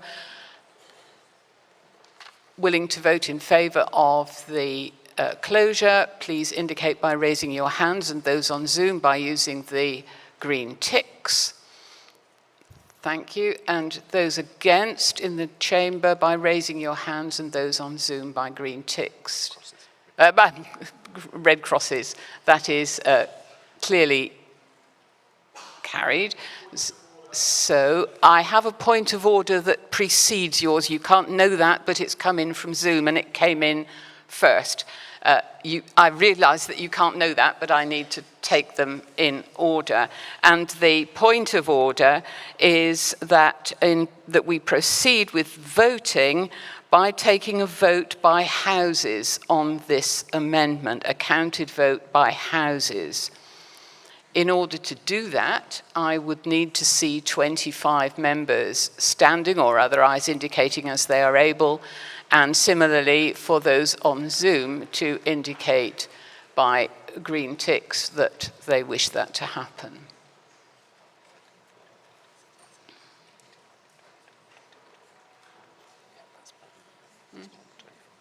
We have 25 indicating that they wish to proceed in that way, and therefore that is what we will do. Could I ask what your point of order was, please? The count of the count by houses takes precedence over the count of the whole synod, so that is the way round it is. Yes, point of order. Gabriel Chew, Liverpool 346. Typically in the chamber, we are told who raises the point of order. May we know that? Oh, I beg your pardon. Yes, it was Robert Thompson, 166. I'm afraid I can't remember offhand what his diocese is, but it's... Oh, London, thank you. I suppose I might have known from the numbering, but I don't carry that in my head. Yes, it was 166 Robert Thompson. Thank you. Fair point. Where? Oh, point of order, yes. You will need to come to the podium because otherwise the Zoom people can't hear what the point of order is, so it's essential. I'm sorry, but you must come to the podium because No, I'm afraid that we have to be equal to our Zoom members, and they must hear what you say, and the only way they can hear it is if you come and speak into the microphone. I know that feels tedious, but it's just a fact of life of having a hybrid meeting.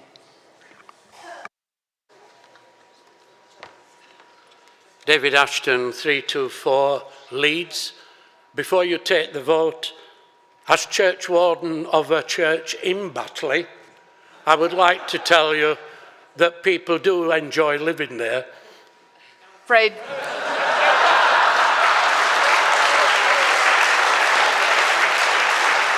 I know. We have heard what you say, but that is not a point of order, as everyone knows, I think.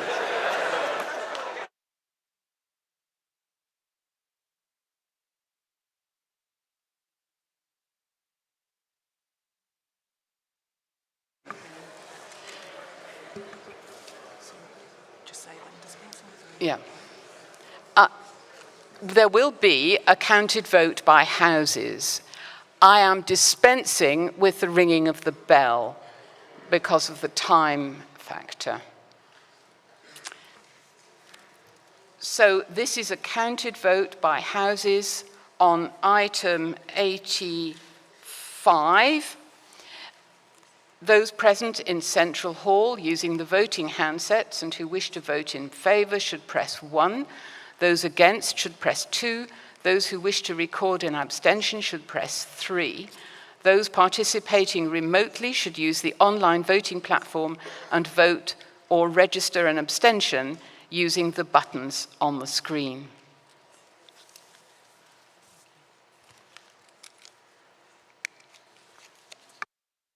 The voting period is now open and will end in 1 minute.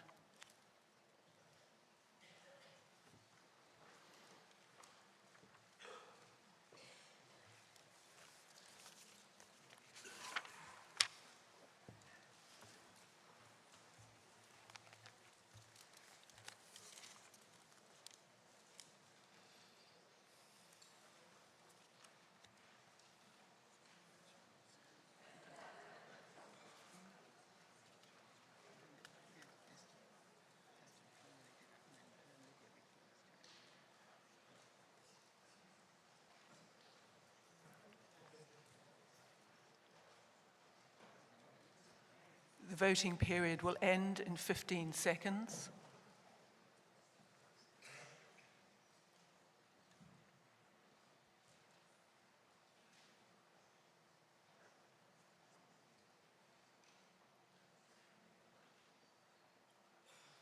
The voting period has now ended.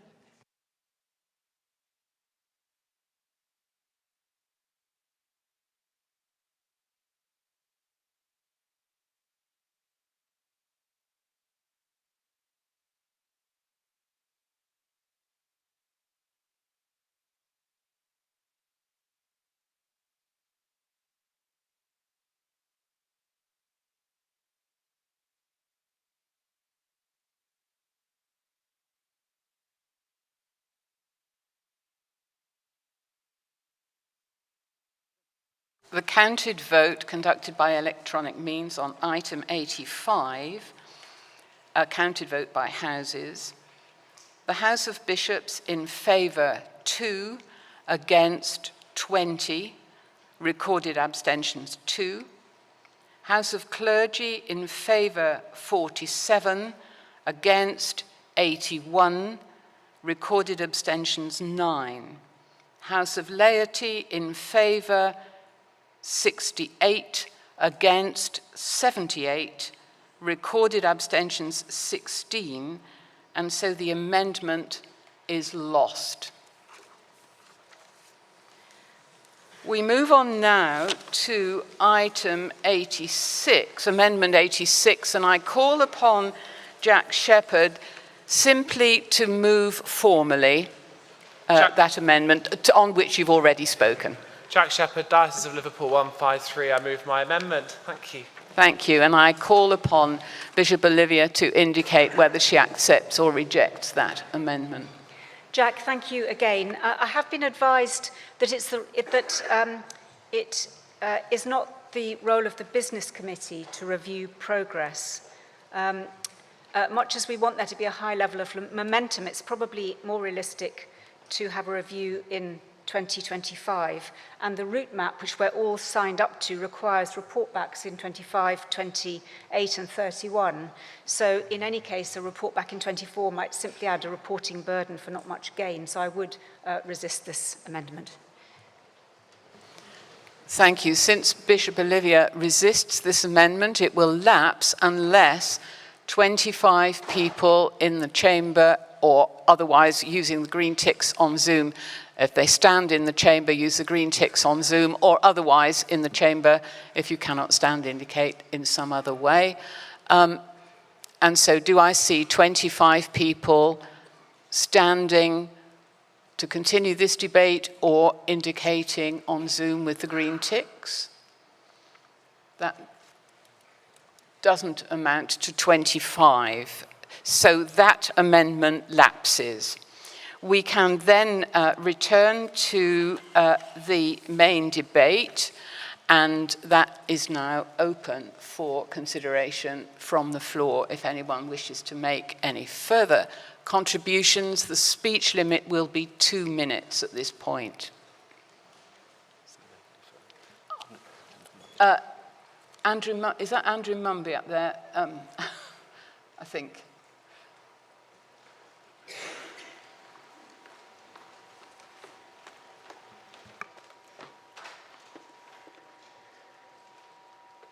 Andrew Mumby, 225 Southwark. Thank you, Chair, for calling me. There's a number of things that I want to say in very heavy support of this whole motion. And I'm very pleased that we've kept this confirmation question in. I want to say, though, that it fits very beautifully with Church of England Speak. And having grown up in rural Lincolnshire, not far from Norwich, I'm glad that it's gone well in Norwich. However, the question itself and the language it uses is not the sort of language that we use in Walworth, where I live and minister. Will you strive to safeguard the integrity of creation is a beautiful thing. But I wonder if the Liturgical Commission or whoever is responsible could come up with something that is also a bit more communal and shows that we need to work together. Something like, will you work with God, our Creator, and your fellow Christians and people of goodwill to look after the earth, our common home, better? Just a suggestion. I'm very pleased that paragraph 17 in this motion talks about loss and damage, which is a relatively new concept to me in the climate crisis conversation. I think it's an essential Christian principle important to keep hold of, and it keeps this conversation within the context of climate justice, which is also, among other things, racial justice and gender justice. And finally, I want to say that the paragraph on lobbying may be small, but is key, because many experts say that you and I can do nothing on our own, air conditioning, lights and otherwise, but we need big business and government to act, and we need to speak prophetically using our privileged voice in Parliament and each of our public spaces. We too must call out total nonsense when we hear it. Thank you. Thank you. I am minded at this point to test the mind of Synod for closure on the debate on the main motion as amended. Those in favour, please show and use green ticks on Zoom. Those against, please show. That is clearly carried, and I therefore call upon Bishop Olivia to reply to the debate. You have, Bishop Olivia, 5 minutes, but if you could help Synod by speaking a little more briefly than that, in view of the business still remaining, that would be welcome. Thank you. Thank you, Chair. I'll do my best. Thank you, Synod, for an excellent and engaged debate. Roy, the science is clear, and scientists estimate that the Earth hasn't been this hot for the past 125,000 years. We're not talking about saving the planet, we're talking about saving the human race and many other species. And thank you for pointing out that green electricity generation is key to the transition, and renewable tariffs by 2024 are part of the route map for schools and churches. That was my point, not Roy's. Bishop Helenan, many thanks for the points, important points raised about the crucial importance of and impact on the farming communities. Well made. Simon and Paul, on buildings, retrofitting is not always the answer. We need bespoke solutions for each building, clearly, and sometimes the bulldozer is the best one, but sometimes retrofitting is, and we have just completed our first retrofit in Oxford Diocese at the cost, I believe, of £75,000, but we now have a net zero vicarage. We hope it's the first of many. I'm very grateful to Andrew Atherston for the clarification on the use of the additional clause in the commissioning, that it's not formal authorisation which is being sought, and to Thomas Seville for so beautifully enlarging our awareness of the enormity of God and God's creation.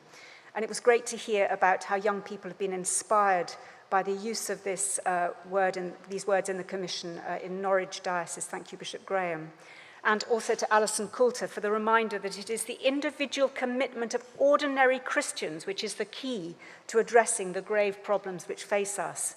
90% of a church's entire carbon footprint lies with the congregation. Andrew Mumby, I loved your rewrite of the words of the Commission. Do please send them to me. Let us be in no doubt, Synod, that we cannot invent or spend our way out of this crisis. It's going to need us to change. This Synod is a legislative chamber. It is also a fellowship of faith. It's a place of shared prayer and hope and spiritual inspiration. And the issues which face us are deeply spiritual ones. They have to do with us facing into our sinfulness in the way that we have misused and mistreated this beautiful blue-green marble floating in space, which is our God-given single planet home, mistreating it through our greed and indifference and apathy. We must recognize that we live lives in which we want much more than we need, and that we have been for decades programmed to do this. We have lost, quite simply, our ability to know how much is enough. We must all wake up and we must all change. We must pray and we must act. We must lobby and we must influence in every single context in which we are able to do this.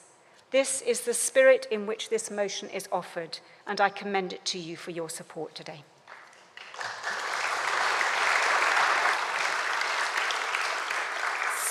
Thank you. We can now proceed to vote on the main motion at item 14 as amended. Point of order. Ian Johnston. Yes?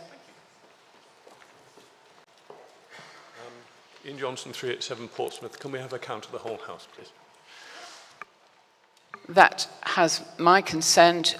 Do I see 25 people standing or otherwise indicating by green ticks on Zoom that they support the proposal for a counted vote of the whole Synod?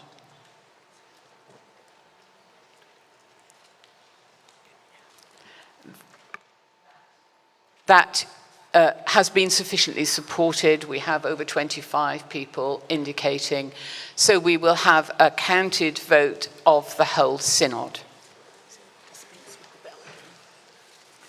I dispense with the bell, given the time constraint. And so this is a counted vote by houses on item 14 on the order. Beg your pardon. A counted vote by the whole Synod on item 14. Those present in Central Hall using the voting handsets and who wish to vote in favour should press 1. Those against should press 2. Those who wish to record an abstention should press 3. Those participating remotely should use the online voting platform and vote or register an abstention using the buttons on the screen.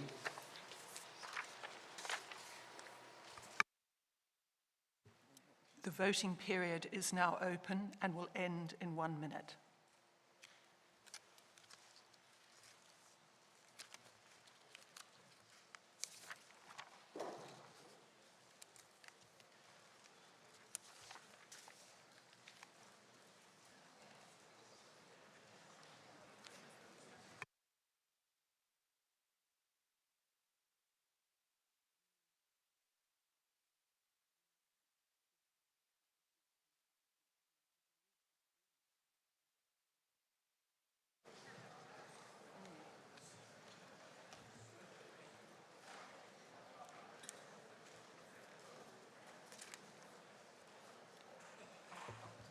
The voting period will end in 15 seconds.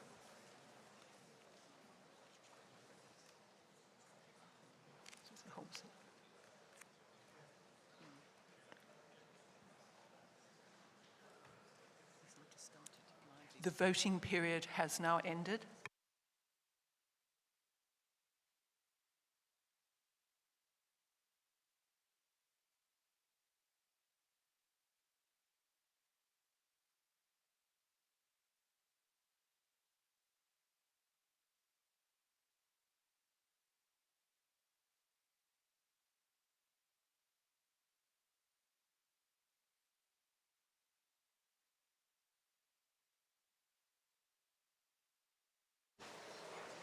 The counted vote of the whole Synod on item 14 as amended is as follows.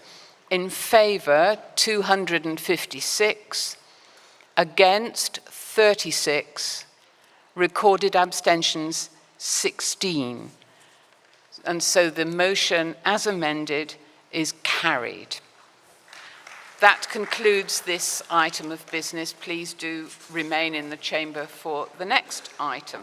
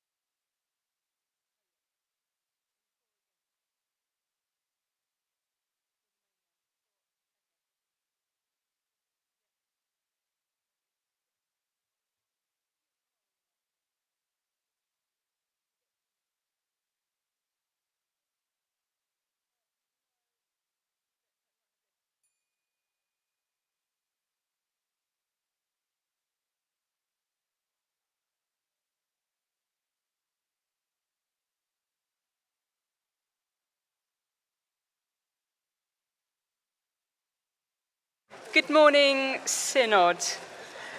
We are now at item 29, and members will need papers GS 2282A, GS 2282B, and also for the financial aspects, notice paper 4 and notice paper 11, paragraphs 7 to 9. Tom Wilford has 10 minutes in which to introduce this motion.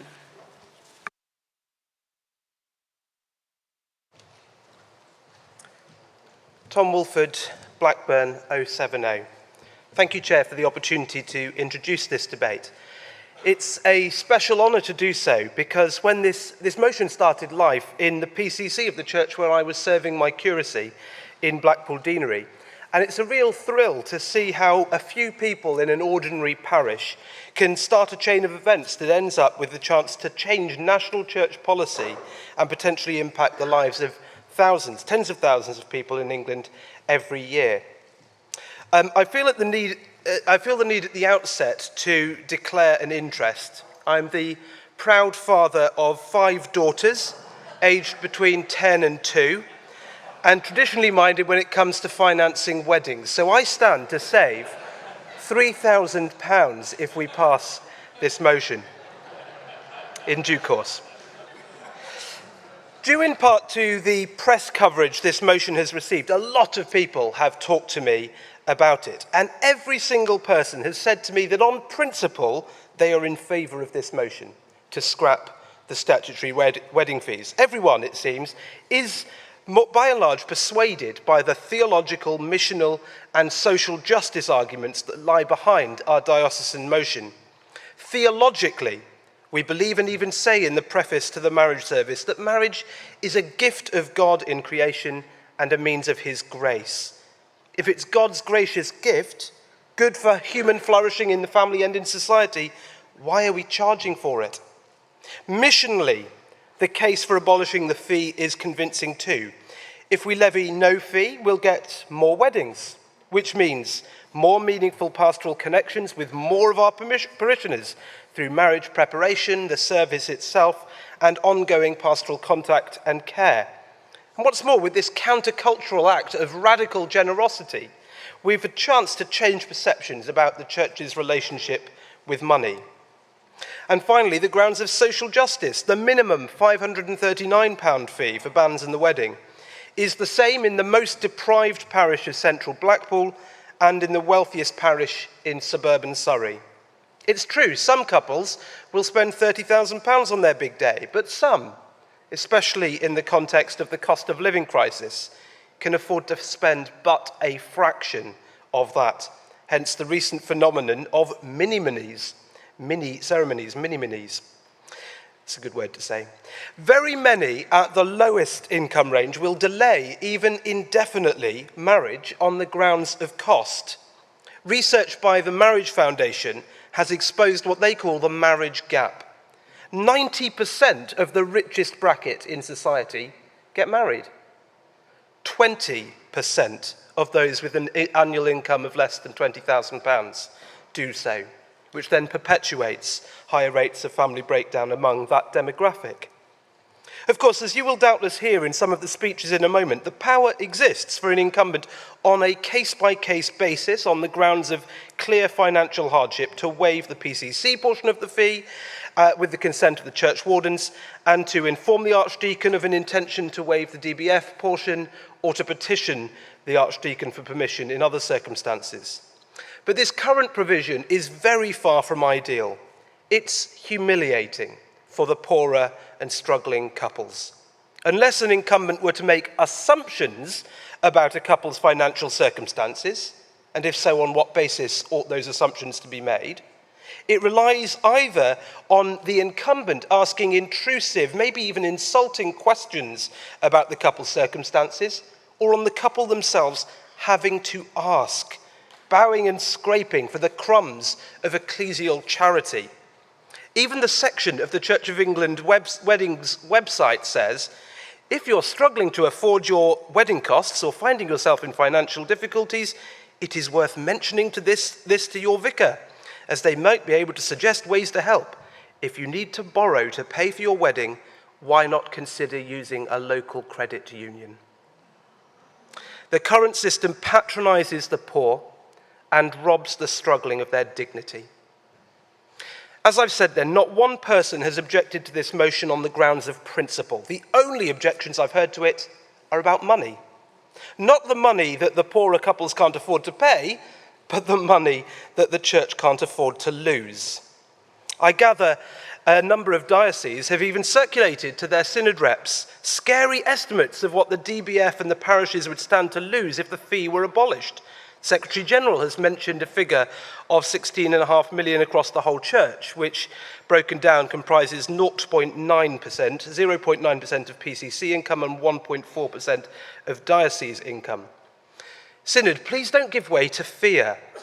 It's not the case that you can simply add up the statutory fees income at either a parish, diocesan or national level and then say, that's the black hole in our finances if you vote this through. What will certainly happen if we abolish statutory fees is that most couples will make a donation. The donation could be a suggested amount, suggested locally by a parish priest in view of the circumstances of their parish. So maybe it's a £50 suggestion in Blackpool and £1,000 in a commuter village. Or a suggested percentage of what the couple are planning to spend overall on their wedding. So, for instance, something like at St Mary's, we ask couples to give 5% of what they're going to spend on their wedding day as a donation to the church. This, incidentally, is how the Roman Catholic Church operates. There's no fee, but a locally set suggested donation. And those donations, I gather from Father Jan, the Roman Catholic ecumenical guest, I think he's gone home, with us at Synod, are almost always made. The point is, we would still be getting an income from weddings, but by way of a donation of what couples can afford to give. Some will give a great deal, some will only be able to afford to give a little. What's more, if by abolishing the fee we get an increase in the overall number of church weddings, then even if the average donation per wedding is less than the current statutory fee, if we get more weddings, we may not be overall that far off. We might even be better off. It's to say nothing of the possibility that through marriage preparation, the couple attending church to acquire a qualifying connection or even to hear their banns, and the follow-up pastoral care that we offer, that more couples are drawn into the worshipping life of the church and become regular givers. Overall, therefore, please put those big scary numbers out of your mind and think far more realistically about how a donation system would actually likely work. So, Catholics, please vote for this motion on sacramental grounds, as it is odious, simony even, to charge for a sacrament, a gift of God and a means of his grace, an icon of the relationship between Christ and his bride, the church. Evangelicals, please vote for this motion on evangelistic grounds, as more weddings will mean more and deeper contact with the unbelievers and not-so-sures in your parishes. Liberals, please vote for this motion on social justice grounds. The fee structure is like a poll tax, inexpensive for the rich, but prohibitive for the poor. Save the Parish, please vote for this motion on parochial grounds. Let's start rebuilding and strengthening the generational links between parishioners, their priests and their church buildings by getting more of the key life events back where they belong, in the heart of our worshipping communities. Bishops,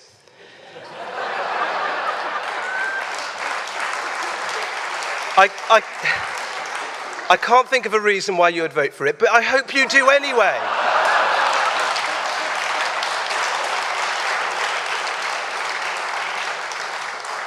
I beg to move the Blackburn Diocesan Synod motion, standing in my name.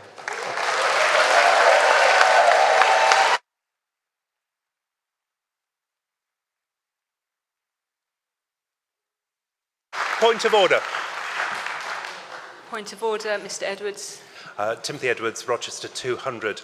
I noticed that a number of the bishops are not in the chamber. Can I check that we're quorate in the House of Bishops when we're talking about such an important issue?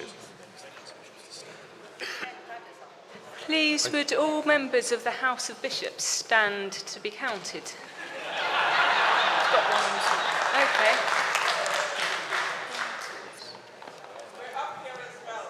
Thank you. And we have one on Zoom. Thank you. We are quorate.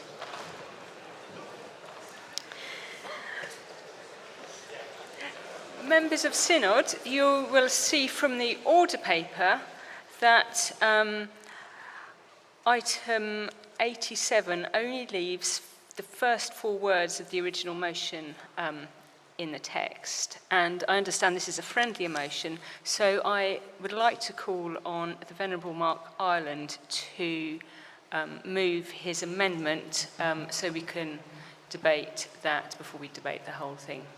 Thank you. Yeah, thank you, Chair. Mark Ireland, Archdeacon of Blackburn, 69. This is a friendly amendment drafted in collaboration with the mover. When this Deanery Synod motion to reduce wedding fees came to Blackburn Diocesan Synod 4 years ago, I voted against it. But I was wrong. I voted against it because I'm an archdeacon. I may have forgotten to pack my dog collar for coming to York, but I'm still an archdeacon. And I was worried whether the church could afford it, for the reasons that William Nye sets out very eloquently in his briefing paper. However, I was wrong, because I believe that what we say in the wedding service is true, that marriage is a gift of God in creation and a means of his grace. Marriage is a very precious gift of God, not just for Christians, but for humanity as a whole. And faithful, committed relationships bring stability to homes and families. They're the bedrock of society. Stable, faithful relationships can be found inside and outside marriage. But those relationships which are sealed by the public commitment of marriage have the best chance. And this is a real stability that gives benefit to families and children and to society as a whole. So if marriage is a gift of God and a means of his grace, we shouldn't be charging for it. I think the Roman Catholic Church is right on this. They give us a lead that we ought to be following. And I think I can give a reason for bishops to want to vote for this, because that's why I'm tabling this amendment as a cautious amendment, one which gives us the opportunity to do a time-limited trial, one which will give us the opportunity to see whether people are in fact more generous under grace than they are under law. I believe that people will be. That when we send out a positive and strong message to the nation that the Church of England is here for you And we want to serve you. Whether or not you come to church, we think marriage is something really special for you to have the opportunity to make a public commitment in front of your family and friends, and in a place where you can seek God's blessing. And you should not be put off from that by cost, or by feeling that you've got to beg, or ask your vicar to beg the archdeacon to waive the fee, which is something which is just surely not right in a church which is for the whole nation. If we want to be a church that serves the whole community, we need to be there for the poorest as well as for the wealthy. And I believe that those who can afford to give more will do so, knowing that in their donation will enable another couple to get married in church who would not be able to do so. I can think of many couples who would love to make that donation. And the advantage of doing a time-limited and regional trial is that it gives us opportunity to test the evidence. Let's have the courage of our convictions. If this is something which we believe could make a difference, could be good news for society, and a way in which we can serve the whole country, let's be there and let's do it. Let's have the courage of our convictions. And even if the income didn't go up and we didn't get to do more weddings, which I'm sure we would do, we'll have had an opportunity to demonstrate to the nation that we believe in marriage and that we want to offer you a priceless gift. We want to give you something which we think will really help you and be a blessing. If you want to have some extras and bells, we can do that, but we won't charge you for the marriage ceremony itself, because marriage is a gift of God in creation and a means of his grace.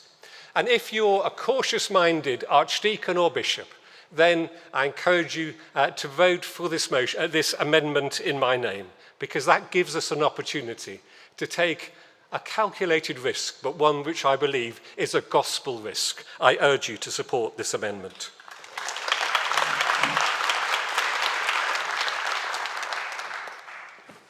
I call on Tom Wolford to respond. He has up to 5 minutes.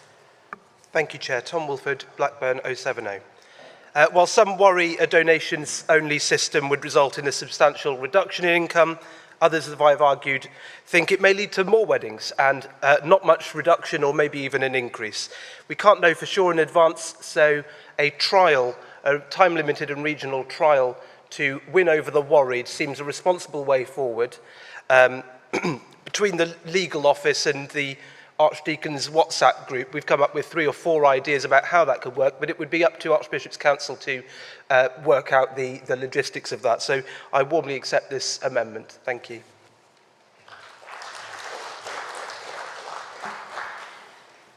Item 87 is now open for debate. And I call on the lady here in the pink top, please. And the bishop, please.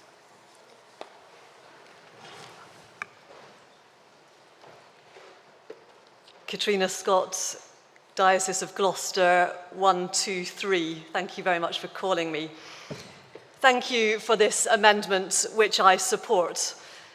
I really like the focus and the desire of the original motion, but I fear that without this amendment, I would have been torn about whether to vote against it or not. I'm not convinced that the original motion in itself comes up with the right answer to the opportunity posed, or indeed explores sufficiently the wider implications of the motion. So I'm probably one of those people that Tom referenced in his opening speech there.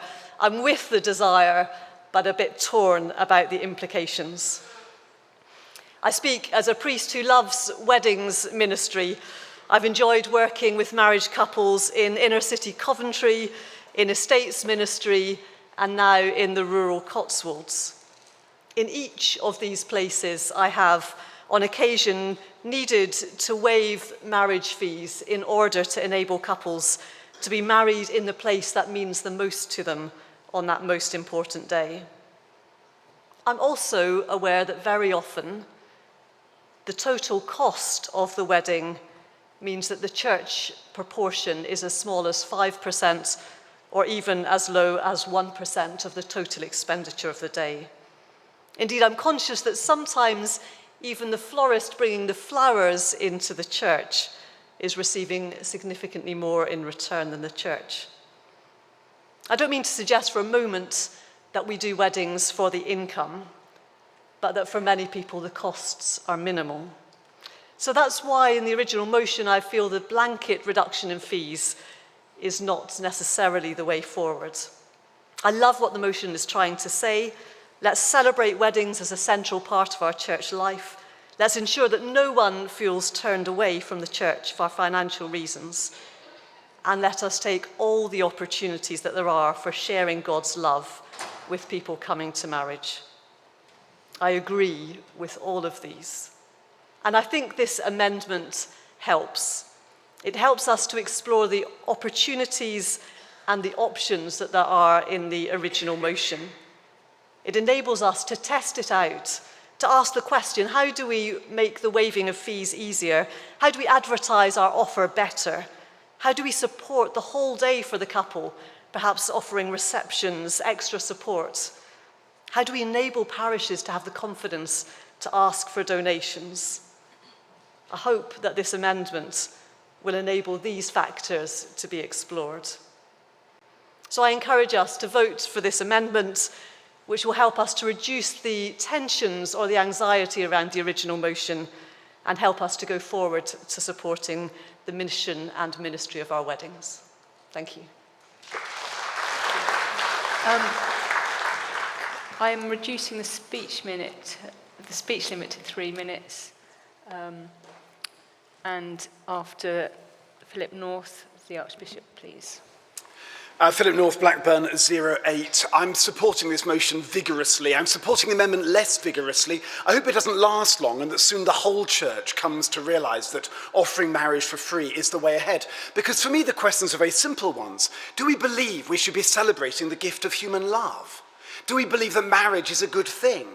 Do we believe that rich and poor should equally be able to access the ministry of the church and that those who are unable to afford a fee should not have to endure the indignity of asking for it to be waived? Do we believe that marriage is a means of mission? Because if we're going to answer yes to any of those questions, then clearly we should be making marriage as available as possible. So let's start with that simple proposition. We want people to get married. If we agree on that, the financial questions, which seem to be the only objection to this motion, must come second. Our money must be our servant, not our master. And if we've established that critical first principle, let's address the financial issues which must necessarily come second. First, should marriage primarily be a fundraiser? We don't levy a fee for baptism, for the Eucharist, for confirmation. When I ordained 14 deacons last week, I didn't charge any of them a penny. So why do we charge for marriage? We don't levy a fee to lead school worship or to visit the Cubs or take communion to the housebound. Why do we pick out this ministry? Many other denominations do not. And second, if our only objection to this motion is a financial one, let's find financial solutions, and Tom has given us those in bucket loads. And if we were to find ways of relaxing marriage legislation still more, getting rid of the absurd complexity around qualifying connections, the number of weddings, I'm sure, would increase still more. Churches that put mission first usually find their financial worries melt away. Don't vote this down out of financial fear. The Project Fear data put around by some of your diocesan secretaries needs to be seen as just that. Because when we prioritise the gospel, financial solutions will always follow on. What comes first, our faith or our money? What is our primary objective? To declare the good news of salvation in Jesus Christ, or to have a stable bottom line on the spreadsheet? Let's have some gospel courage. Let's offer the ministry of the church as free gift, just as Jesus offered his life as free gift, because I profoundly believe that God will honour that courage. Thank you.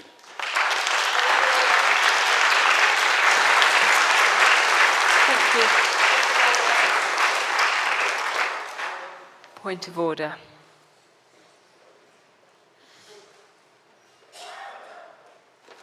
Chair, Simon Butler, Southwark 221. I apologise if this was mentioned at the beginning, but it is normal to have a financial statement, and Mr. Ireland's amendment has financial implications. So In the absence of one, I can't find one.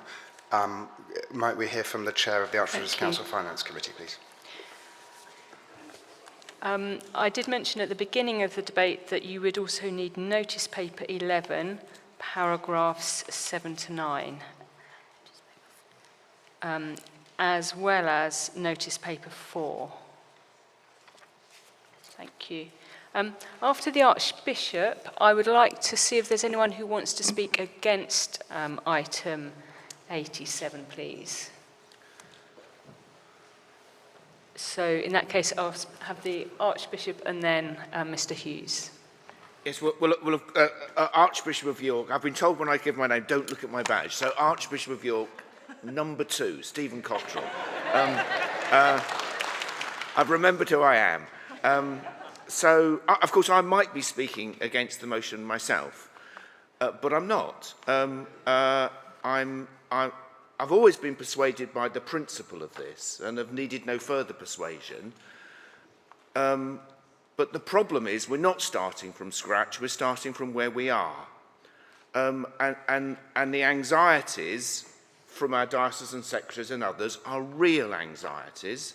And if you're a diocesan bishop, struggling to make ends meet in your diocese, responsible for paying clergy stipends, this is sleepless night territory for us. To do something which you know might reduce the income that's coming in at a time like this. However, I'm going to be voting in favour of this. And I'm going to be voting in favour of it, particularly in the very helpful way that Mark Hyland has amended it, because it gives us a chance to find out not whether it's right or wrong to do it. I believe it's right to do it, but we have to take account of other realities at the same time. This allows us to do that, to see what its impact is, and therefore, if we take it further, to be able to plan accordingly. So this seems to me to be the right thing to do, but also the right way of doing it. It won't quite grab the headlines in the same way, but it seems to me to be a godly, sensible way of finding a better way of doing what we want to do. So I'm really grateful to the Blackburn Diocese for bringing the issue. I'm really grateful for Mark for, I hope, making it a bit easier for us to take this step. Just a couple of caveats. If we do pass this, I hope the regional experiment pilot will be in a wealthy area of the country as well as a poorer area, and also that the donation that we invite people to make will be shared between PCC and diocese in the same way the current wedding fee is shared. But with that, assuming that would happen anyway, I'm saying, Synod, this is a chance for us to do something which I believe could be really good for us, good for our soul, and I hope we may support it.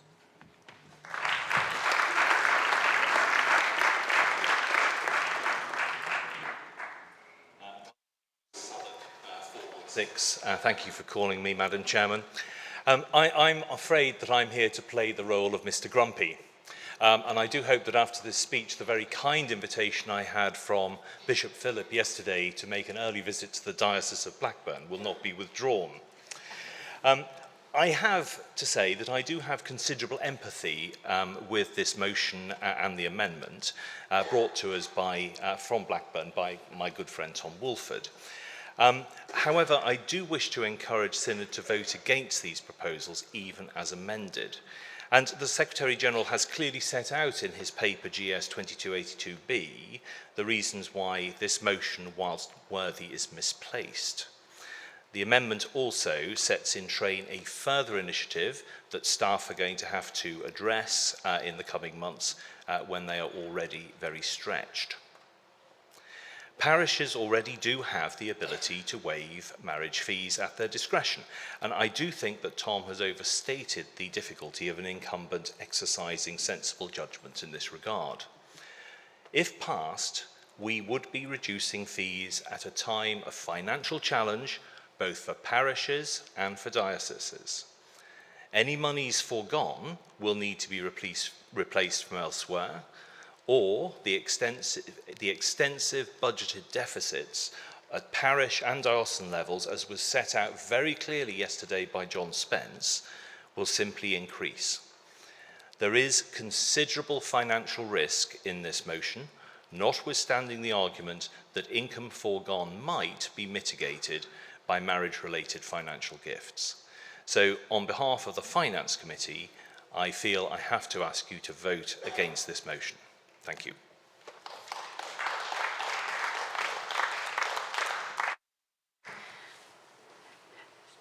Thank you. Now, so that we can move on to a debate either on the rest of the amendments or the motion as amended or not amended, as the case may be, I'm looking to test the mind of the Synod for a motion for closure on item 87. So all in favour, please show.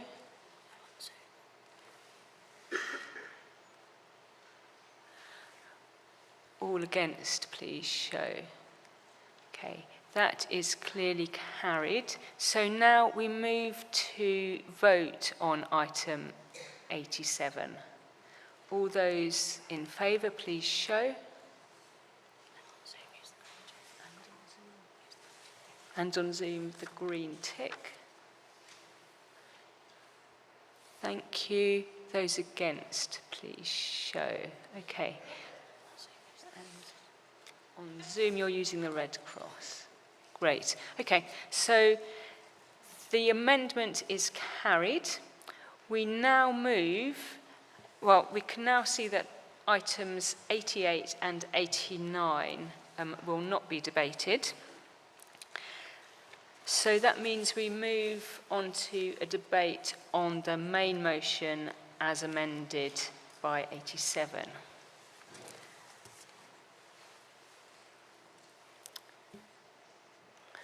Rachel Firth, please, I think for a maiden speech, and this will be for 3 minutes, followed by Liz Goddard, again for a maiden speech for 3 minutes.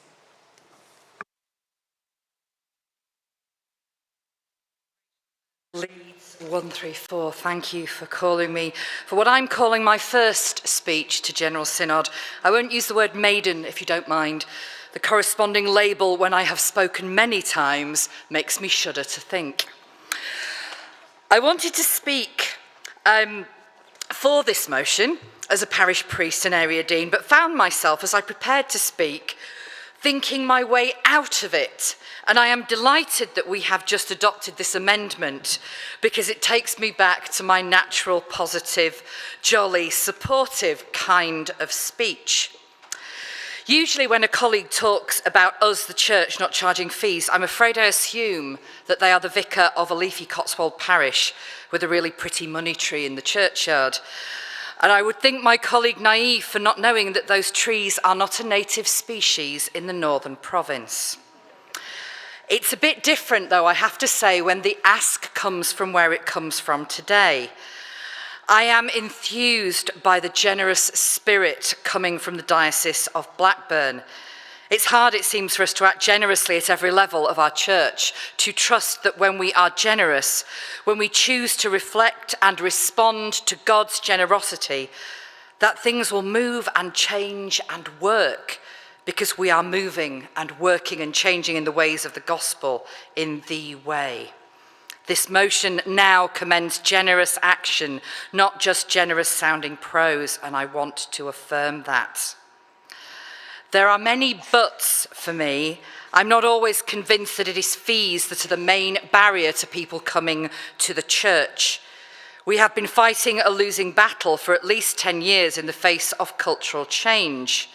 The funeral and wedding industries, the occasional office industries, because they are industries now, have been transformed.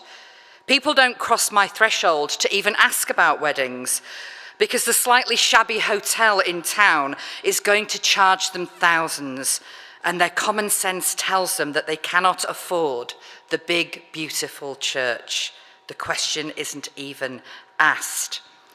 So as well as supporting this amended motion today, I would like some more support from the church.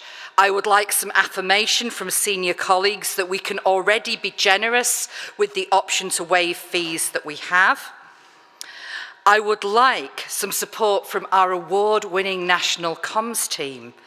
I'd like you to tell the world that we're rather wonderful, that we're fabulous, welcoming communities that are ready to support them with their occasional offices. And I'd like you to tell them before we get to the results of this trial that we're hoping to have, that we're already cheap as chips. Sorry, surprisingly budget friendly. So please, let's support this amended motion. Let's do the trial. Let's find out if free weddings, thank you, are actually really missional or if it's just a nice idea. But let's do something about that perception gap too. Thank you.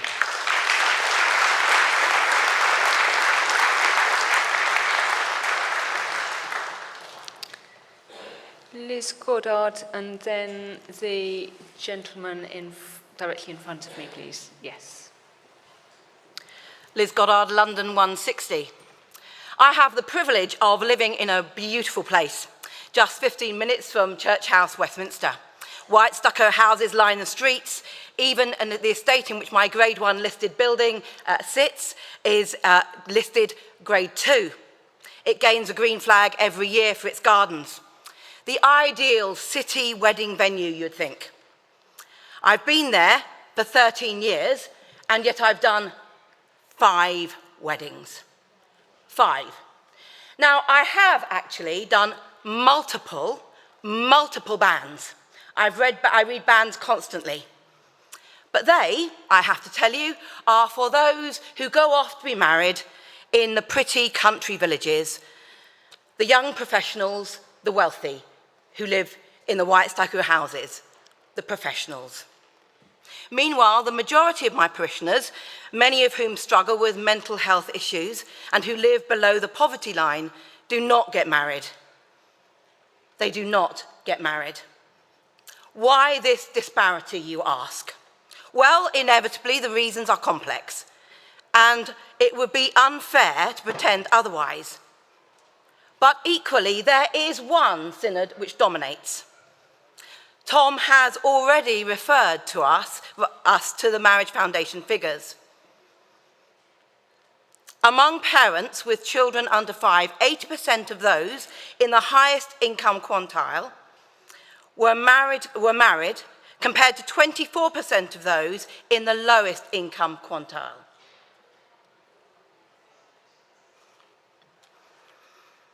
And it is not, Synod, that marriage is going out of fashion.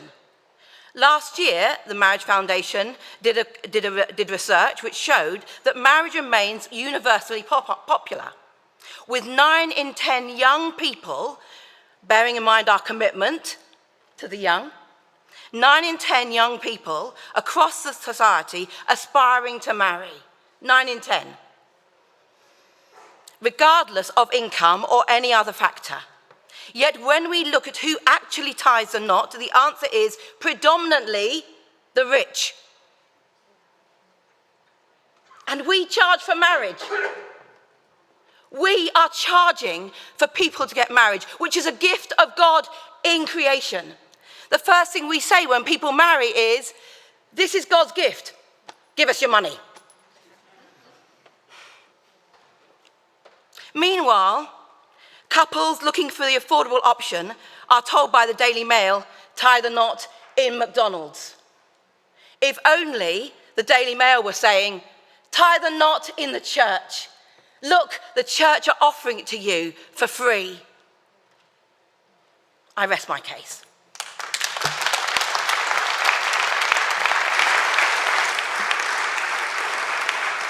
Thank you. After the next speaker, I'd like to hear someone against the motion, if there is anyone who wants to do that. The lady up here, please. Thank you, Chair, for calling me.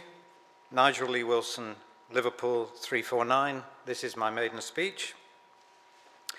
On the 28th of January 1989, my friends in St Helens, Merseyside, let's call them Dennis and Sue, got married.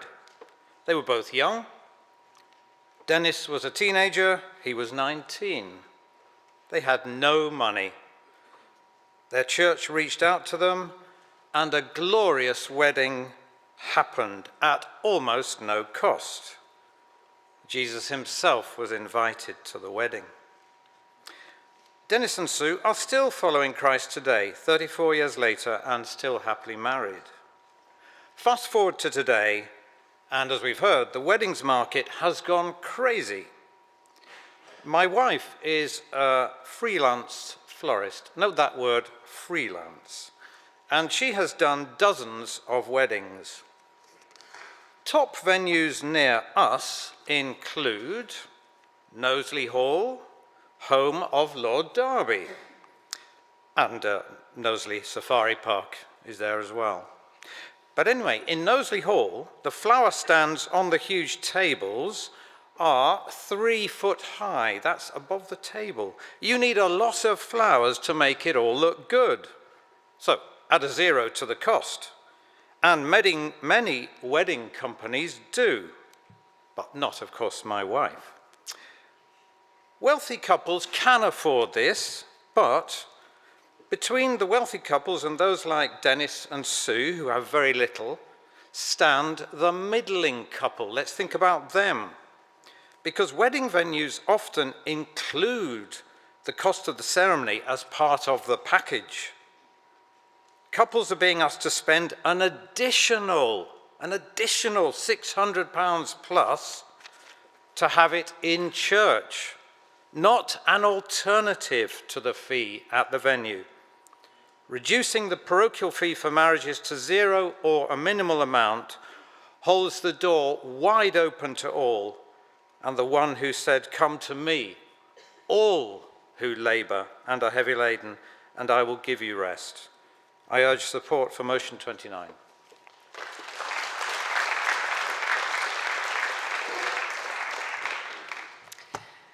Rachel Webley, Canterbury 076.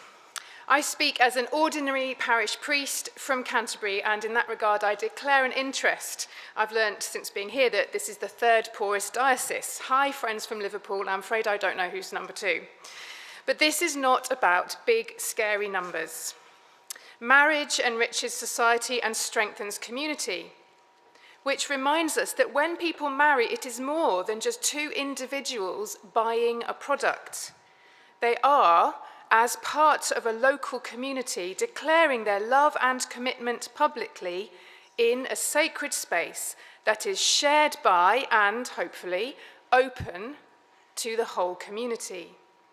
People value this presence under so much pressure, as we have heard over the last few days here. And we've also heard how the giving amongst the poorer parts of our church exceeds the generosity of those in the wealthier. It is highly valued.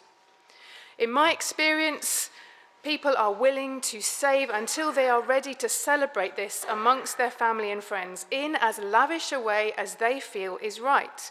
Whether that's paid for in cash, in installments, do all of our churches offer that option automatically, or in one lump sum by backs. By reducing fees carelessly, we risk cheapening what we are offering, a beautiful building in the heart of their community, with space for everyone to fit in, and ongoing pastoral care in good times and in bad from the church community. Like Katrina Scott, I would have strongly opposed the original motion. But I wanted to say that resisting the motion does not mean a lack of commitment to marriage and pastoral care. In contacting a couple whose banns we'd read on their first anniversary, I learned they were expecting their first child, which has led to a baptism request, and one of those parents got confirmed last month. Every week in my church, we don't just ask for what birthdays there are to celebrate, we also ask if there are anniversaries to give thanks for. When a young woman discovered her fiancé's infidelity and cancelled the wedding, the way the church looked after her has led to her getting baptised, alongside her 4 siblings, the whole household. I agree with Rachel Firth that we are hiding our light under a bushel. The liturgy is the same for a princess as for our parishioners. As someone from a parish of high IMD recently told me, people aren't having church weddings not because of cost, but because church is weird. I, too, question the causal link described in the motion. It seems to be a sledgehammer to crack a nut. I'm left wondering all kinds of things, which I've cut because of time. But who are we talking to about this? Is it the Archbishop's Council? Is it our friend archdeacons? Or is it the people in these areas that we're talking about? Genuinely. And if this is carried, I do feel sorry for whoever has to carry the financial burden of a trial period. Please don't let it be Canterbury. Thank you.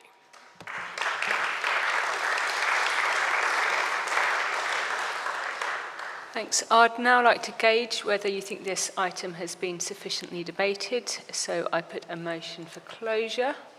All in favour, please show. And the green ticks, please. And all against, please show or do a red tick cross. Thank you. That is carried. So I now call on Tom to respond. He has up to 5 minutes. Tom Wolford, Blackburn 070.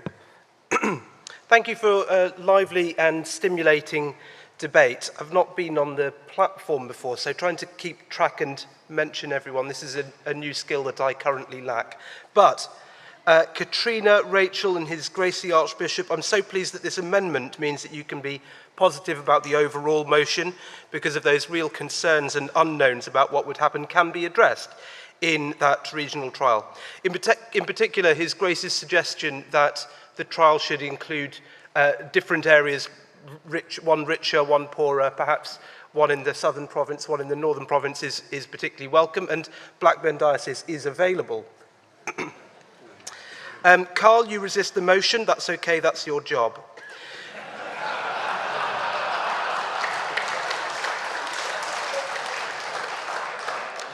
Bishop Philip is less enthusiastic about the amended motion than the original. So am I, but I think this one's winnable because of those real concerns and unknowns. So I hope that this will mean that we'll win the vote overall.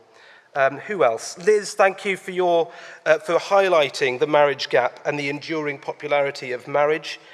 Nigel, thank you for thinking about the middling couples and the way that, that this is not an alternative direction of the monies for so many couples, but an additional wodge for the privilege of getting married in church. I think that's important to note. Rachel, it wouldn't be the diocese that would fund the experiment. That's why Carl doesn't like the amendment, because it's the Archbishop's Council that would design, fund and implement the trial. So don't worry in Canterbury Diocese. Rachel made a point about the national comms team. Maybe, in fact, revising that section of the website that I quoted in my speech might be done to encourage a better way in the interim before we, in 2 years' time, 3 years' time, whatever it is, this returns and we vote for the full abolition in due course. If the experiment goes well, if the trial goes well, perhaps then in the interim, that section on what couples who can't afford the fees could be looked at and tweaked a bit. I think I've mentioned everyone. Debbie, what do I do? I move the motion standing in my name, our name, whatever. Thank you.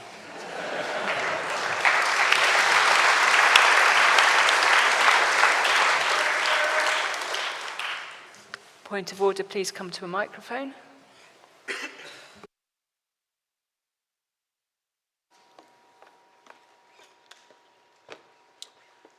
John Wilson, Lichfield 341. Because of the interest in this far beyond this place, it would be good to have an accurate count of the synod. So when you come to order the vote, would you consider ordering a count of the synod? Thank you.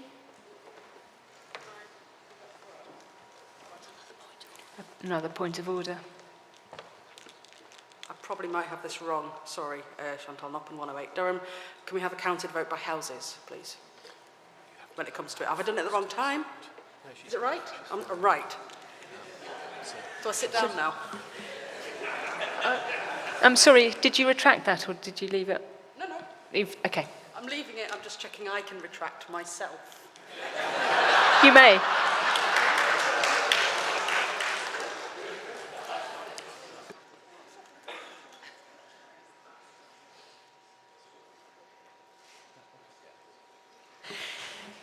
If there are 25 people standing, indicating that they wish a counted voted by houses, then we can do that. Or green ticks on Zoom.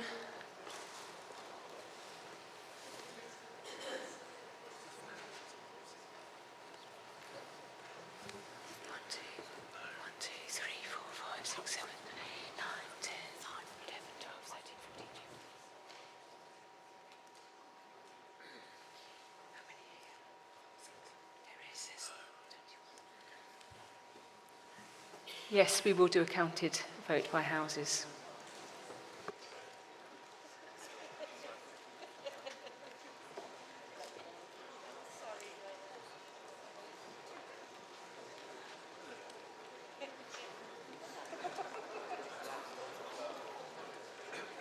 This is a counted vote by houses on item 29 as amended by item 87. I'm about to ring the bell to warn members that a counted vote by houses is to take place. 2 minutes after it ceases, the counted vote will begin.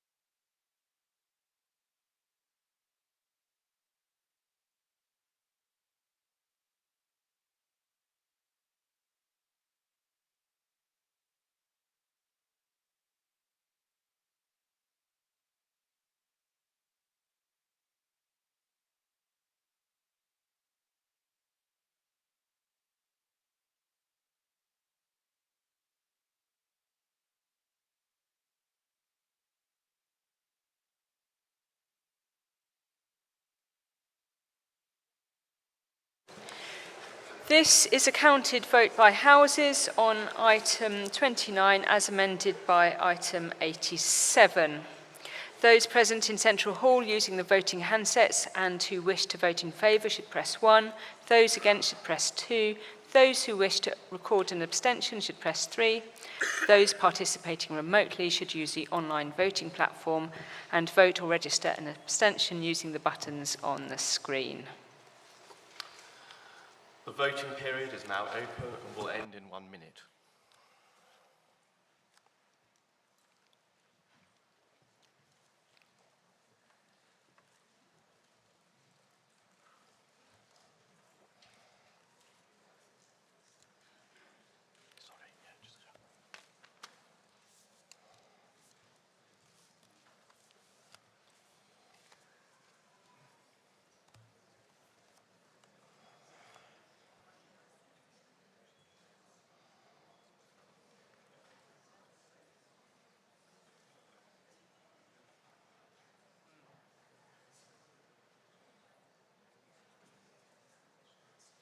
The voting period will end in 15 seconds.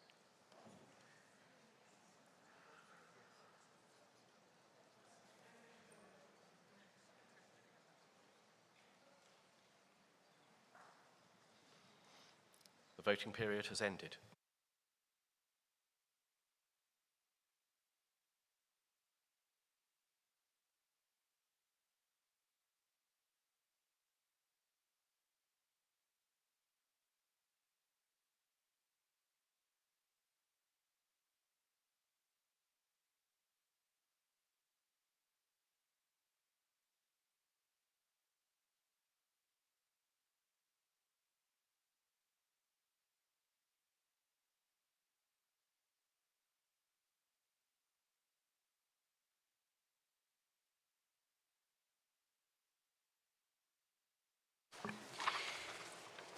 In the House of Bishops, I voted in favour 15, against 4, abstentions 2.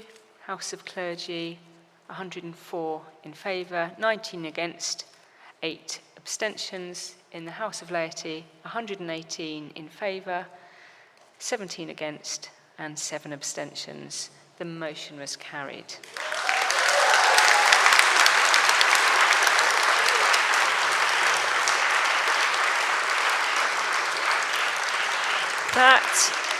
That concludes this item of business, but please do stay in your seats for a speedy transition to item 30.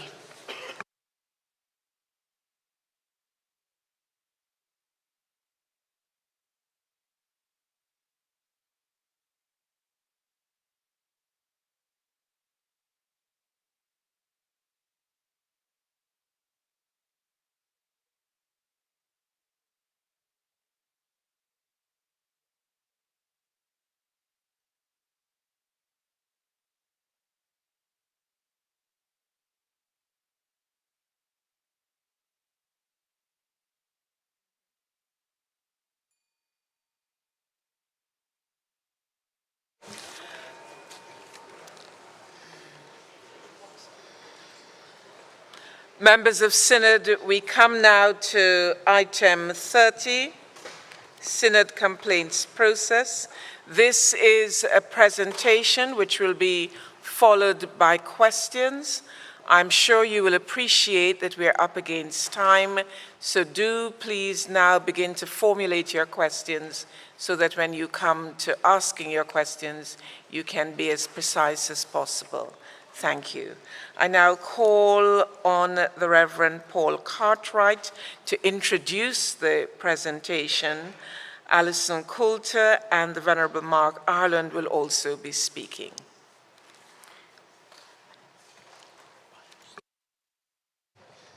Thank you, Chair. Paul Cartwright leads 133 and the Vice Chair of the Business Committee.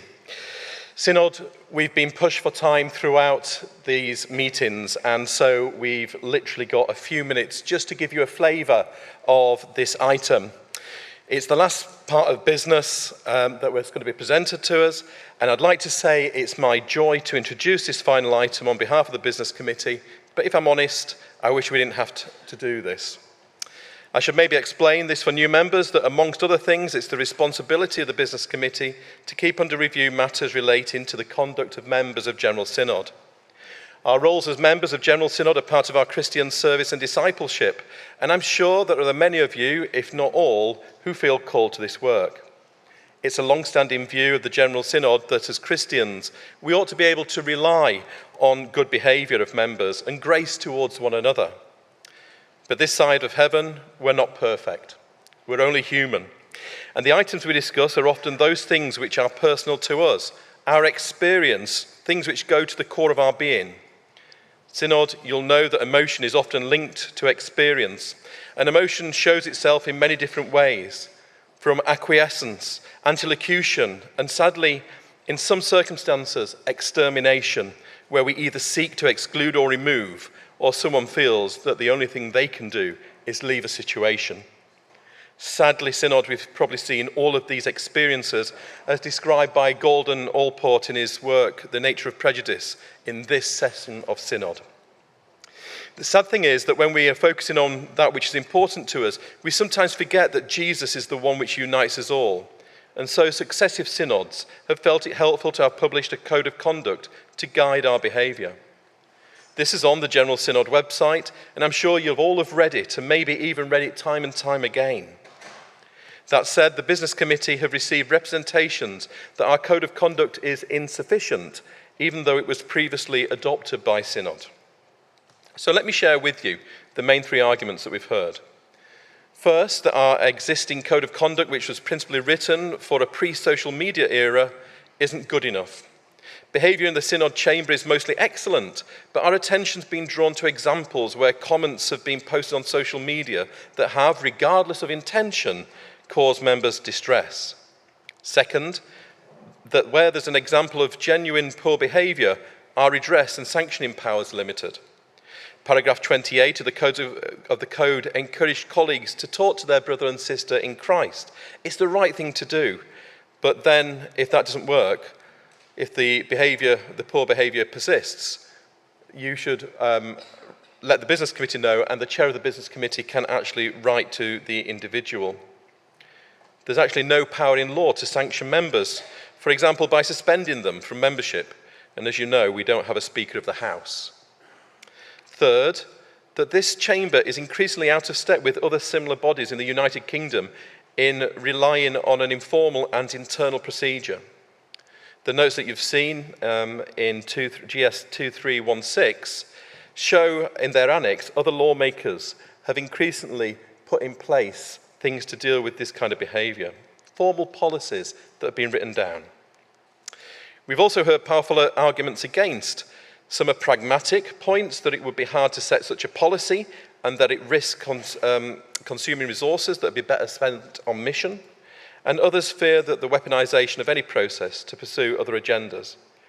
Still others fear that any process could be unfair for those with neurodiverse characteristics or those who hold different theological traditions within the Church of England.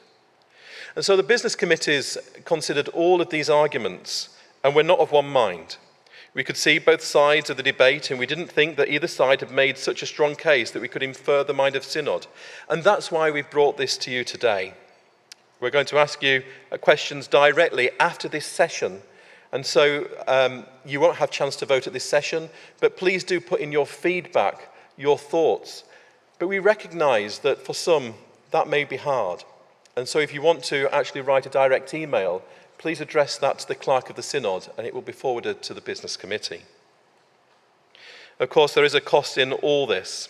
Some of it is a personal cost, and some of it is financial. I'm not going to talk about the financial cost because that's in the papers. But before we do, begin to hear from our two volunteers, and please, they are volunteers. They're going to give us two opposing views of processes that may be available. Let's treat them with kindness, just like Harry Styles says. Some of you may not know who Harry Styles is, but I'm not going to waste time.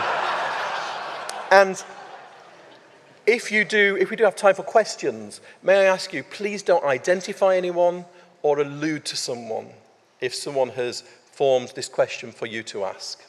That would be unfair to anyone in the Synod today. And so I ask that we ask the question of the panel, and hopefully we can move forward.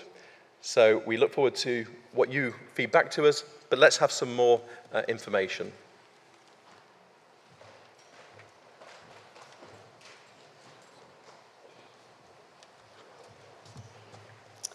Alison Coulter, Winchester 428.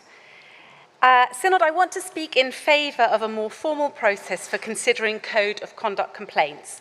This may surprise some of you who remember that I spoke this time last year against having a formal process and against my friend Jane Azam. Synod and Jane, I've changed my mind. Like any good sermon, I'd like to give you 3 reasons why we should have a complaints process. Firstly, if we fail to deal with bad behaviour, it normalises bad behaviour. The Bishop of Leeds gave us a comprehensive definition of culture the other day. I'm a simple lay soul, and the definition I use is the way we do things around here, the way we behave together. If we want a healthy culture, then we need to ensure we behave well. We've heard excellent speeches from Bishop Sarah and others about the link between culture, trust and behaviours. The way we behave matters for each of us and for the reputation and good functioning of Synod. The way we behave will build or destroy trust, which we've spoken often of in the last few days. If we don't have a way of enforcing the Code of Conduct, it damages the reputation of Synod and it brings the Church into disrepute and makes Synod a less safe place. Secondly, as we've already heard from Paul, that Synod is increasingly out of step with other modern legislatures. The House of Commons, Scottish and Welsh assemblies, local governments all have complaints processes and enforceable codes of conduct. Members can be suspended from the House of Commons for breaches of those policies. Synod doesn't have a bullying, harassment and discrimination policy and cannot suspend members for unacceptable behaviour. I think we need to look at this and learn from best practice. Thirdly, if we don't have a proper synodical process for managing complaints, it puts pressure on other processes we do have. So I'm thinking of the clergy discipline measure and diocesan complaints processes. So bad behaviour already takes up time and energy and therefore already costs money. So yes, this will cost money to set up, but there is already a cost. Let's use our resources wisely and put in place something that works well. I can see that there are some aspects of a complaints process that we will need to think carefully about. Will it dampen debate? Will it make it harder to have disagreement on matters of theological difference? Could it be weaponised? Would it penalise neurodiversity? Other organisations have found solutions to these issues. So we will need to do work on this policy, what it will cover and when it will apply. But I think in the process of design, we can think together about how we want to be together, how we can belong together, as Archbishop Daniel talked to us about, and how we are to walk together, which is indeed what being Synod is. Thank you.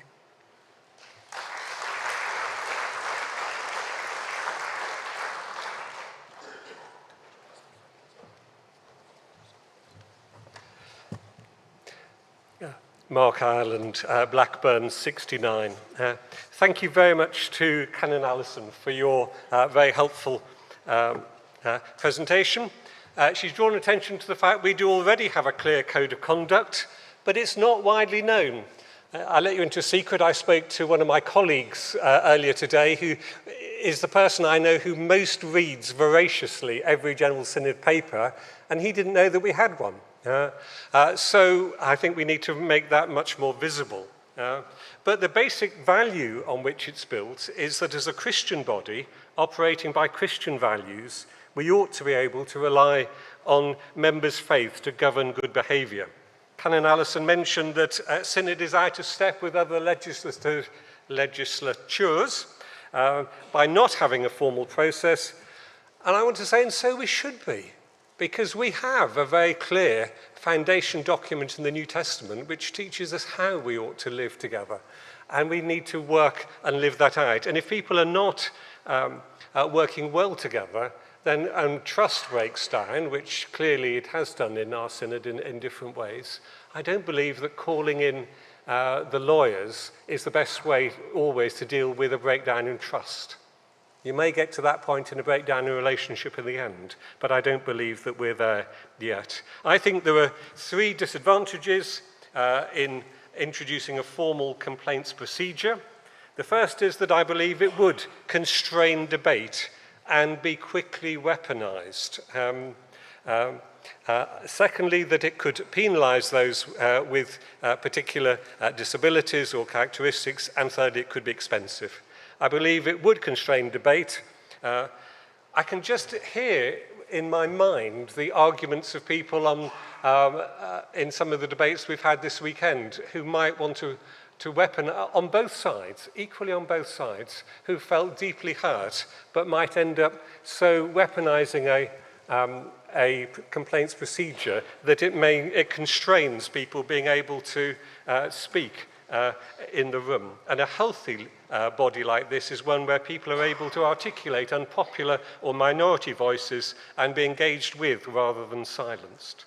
Secondly, it could penalise certain disabilities. Sometimes the behaviours that some find challenging are the result of medical conditions that might not be widely understood. As we work towards being a more inclusive and diverse church, there's a danger that a formal procedure could be used to penalise those who might be on a spectrum or have neurodivergent characteristics.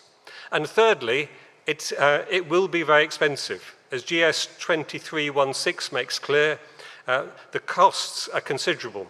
The paper suggests if there were, say, 20 cases a year, the cost would be between £100,000 and £200,000 a year. As an archdeacon, I immediately translate that into stipendiary posts. And we would be saying that actually we need to somewhere make savings equivalent to between 2 and 4 stipendiary posts of full-time parish clergy in order to, just because we can't find a way of getting on in a gospel way with one another. And that is likely to be an underestimate because experience shows that whenever a formal mechanism for making complaints is introduced, more people make complaints, and so demand would be greater.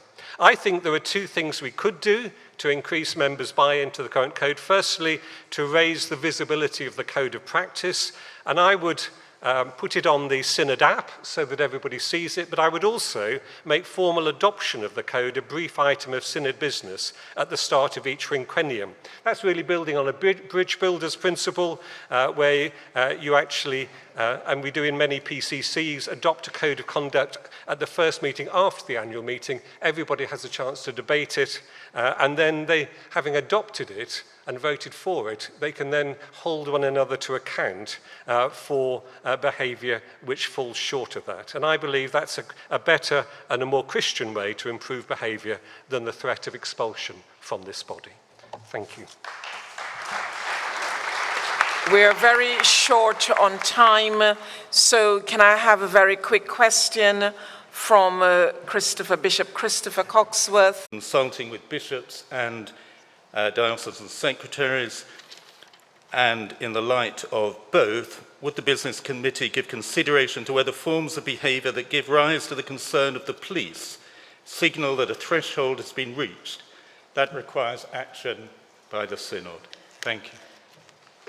Thank you. Can I call Arwen Mary to make her question very, very briefly, please? Arwen Folks, Chichester 95. My question is twofold. I feel as though we really need to look at the behaviour of groupthink within Synod and how that affects and validates the behaviour of individuals.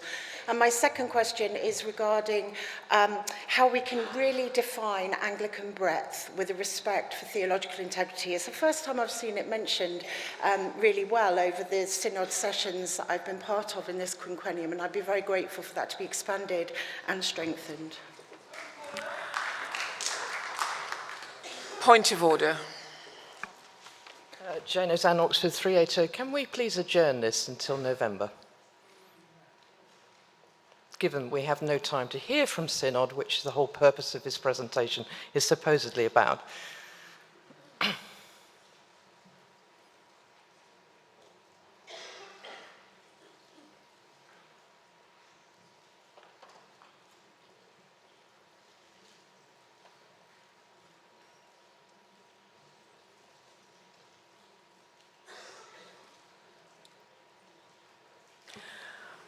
I'm afraid on this occasion we have reached our time.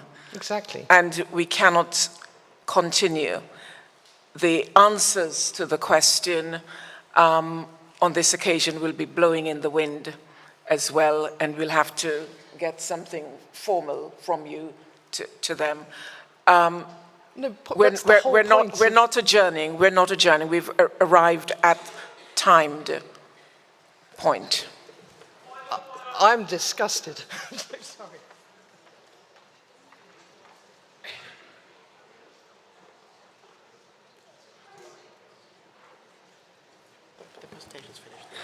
The presentation is completed. If the Business Committee would like to bring this back, then the Business Committee can advocate for that.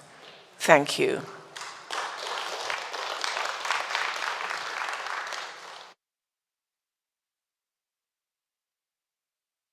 We move to next item. Thank you.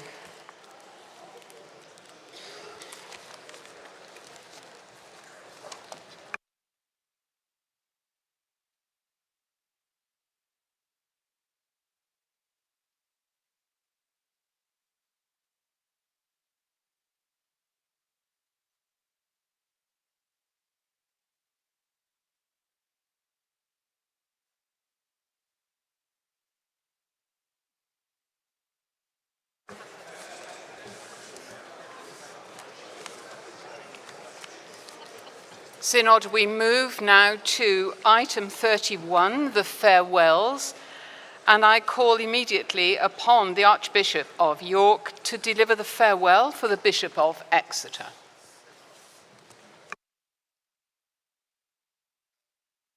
Chair, Synod, thank you very much. Just before the farewell to the Bishop of Exeter, I hope very much that last item comes back. I'm sure the Business Committee will have heard our frustrations.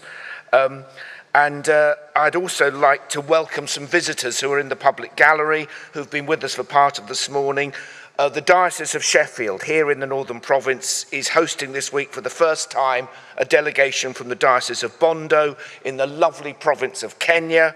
So could you just briefly join me in welcoming the party from there?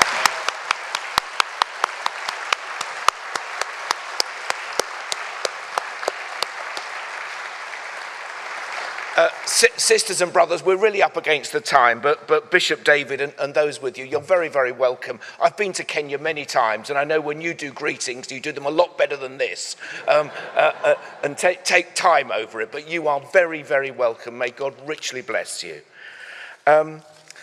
Like so many good things in the Church of England, Robert Atwell, our dear brother, the Bishop of Exeter, for a couple more months, has his origins in the Chelmsford Diocese. St Andrew's, Ilford, if I remember rightly. But I won't wax too lyrical about that bit of his life. But to understand Robert and to know and love Robert, I think the key are the 11 years, Robert, that you spent testing your vocation as a Benedictine monk. Although that wasn't the way God led you in the end, we know that you're still an oblate of Beck Abbey, and even though you then came, as it were, back into parochial ministry in Primrose Hill, and then as Bishop of Stockport and Bishop of Exeter, of the many things, I mean, somebody just said to me about you, Robert, they said, the thing about Robert is he's just such a very lovely, kind person, is what somebody said about you. And for me, so much of that flows from your Benedictine spirit. Now, I was staying at a Benedictine house a few years ago, and as some of you may know, Benedictine hospitality is second to none. We were having a very fine dinner with very expensive claret. Somebody sitting next to me turned to me and said, if this is poverty, I wonder what chastity's like.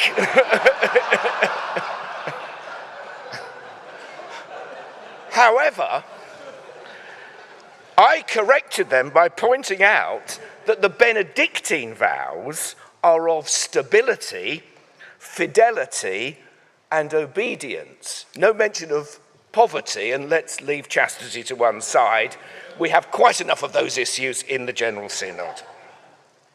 Robert, quite simply, we love you and we esteem you for your obedience to the call of God, your championing of rural issues, the skillful, godly, caring way that you have chaired the Liturgical Commission, your commitment to older people as well as younger people.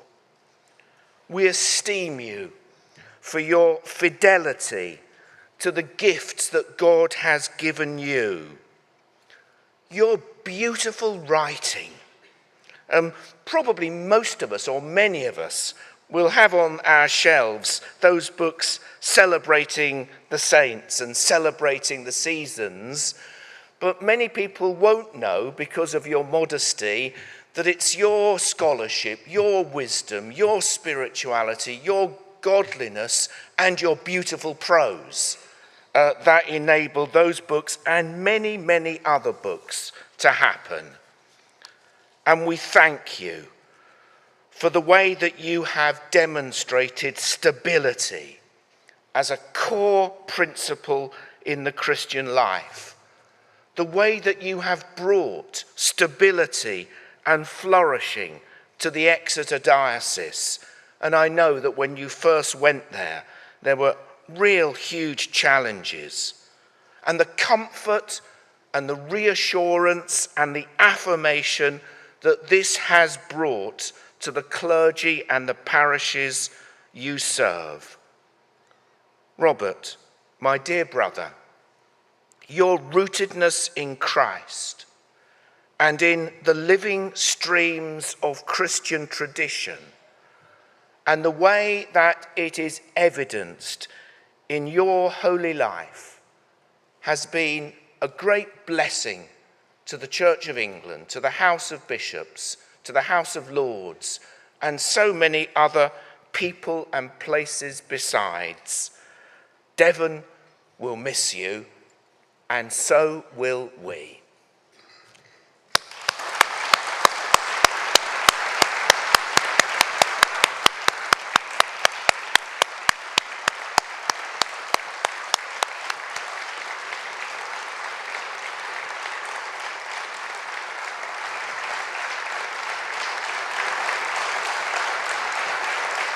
Now, I am up against the clock, and there are still 3 more farewells to go, and we are not running a clapometer on which bishop gets the most applause.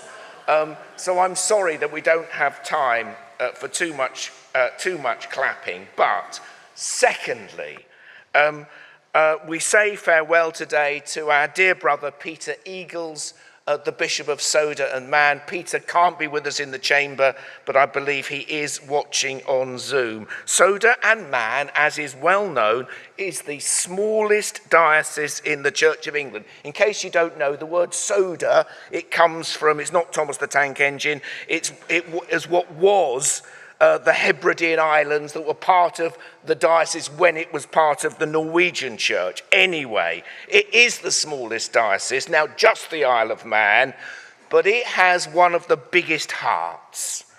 And its bishop, Peter, who retires later this year, is, as we know, a modest, godly, prayerful, big-hearted bishop. I recently visited the island. My flight was cancelled because of dense fog, so I got the true Manx experience. I couldn't get on the island, and when I did get there, I saw very little. But I did see Peter at work, and I saw a bishop who loves his people and serves them and is deeply, deeply committed to his diocese. But although the diocese is small, many of the tasks and responsibilities of running a diocese are the same, whether you have 15 parishes or 515. And for Peter, there's no one to stand in. But of course, he has never complained, because what Peter personifies and embodies is a spirit of loving service and duty. And of course, this comes from where he has spent most of his ministry, which is in the Royal Army Chaplains Department. He spent 10 years as a regimental chaplain, 10 years serving as a divisional senior chaplain, 5 years in Army headquarters, and in 2011 became the Archdeacon for the Army, which is the most senior Anglican chaplain in the British Army, before his final appointment as Deputy Chaplain General, the second most senior post.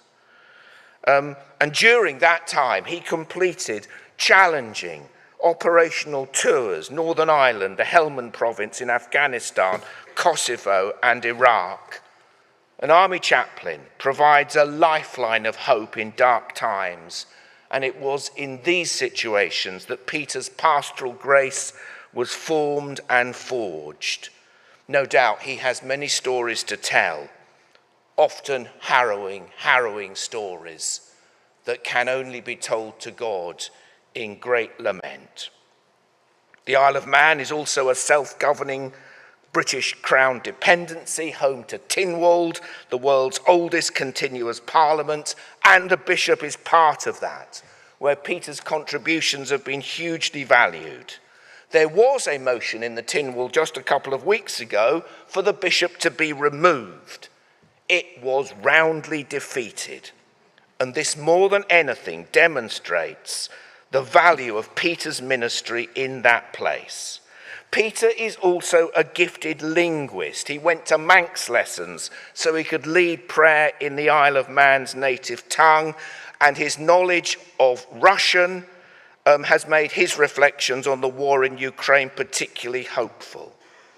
On my travels with Peter around the diocese before Easter, I discovered Peter's love of Russian poetry, and I'll end this tribute in a moment. Who knew it? Peter, as a sideline, translates 19th century Russian poetry into English. I'll read you a bit at the end. But most of all, Peter is a man of prayer, a man who is always putting out into the deep waters, rooted in the Catholic faith of the Church of England, but relating across the traditions. In the national church, he's led on deliverance ministry, with our relationship with the Old Catholics, with the Church Lad and Church Girls Brigade. Alongside him is his wife Gail, a constant support and a wonderfully hospitable host. Peter, as you prepare for retirement, I think to Walsingham, where your devotion to the Mother of God and the truth of the Incarnation will open new doors of opportunity, you go with the gratitude and affection of a church that you have served so well as pastor, padre, priest, and bishop. We thank you, but we're going to end with just a few lines of one of Peter's translations from the poet Osip Mandelstam.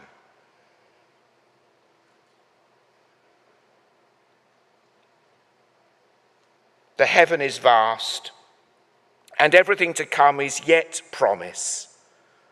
The mother of the archway to the gave, primeval and eternally beginning. Those words of hope we offer to you, Peter, in retirement, and indeed to the other bishops. Peter, thank you.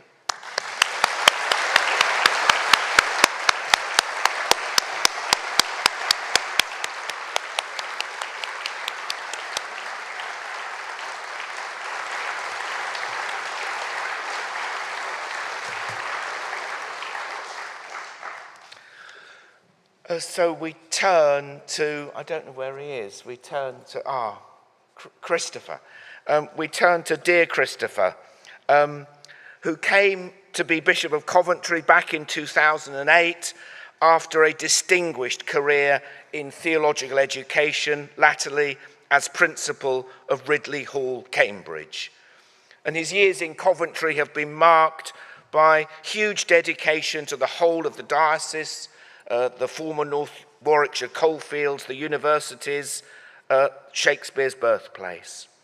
But Christopher also has given extraordinary service in the wider church, chair of the Faith and Order Commission in the House of Bishops, co-chair of the Joint Implementation Commission for the Anglican Methodist Covenant, and of course, much of the work in the early stages of LLF.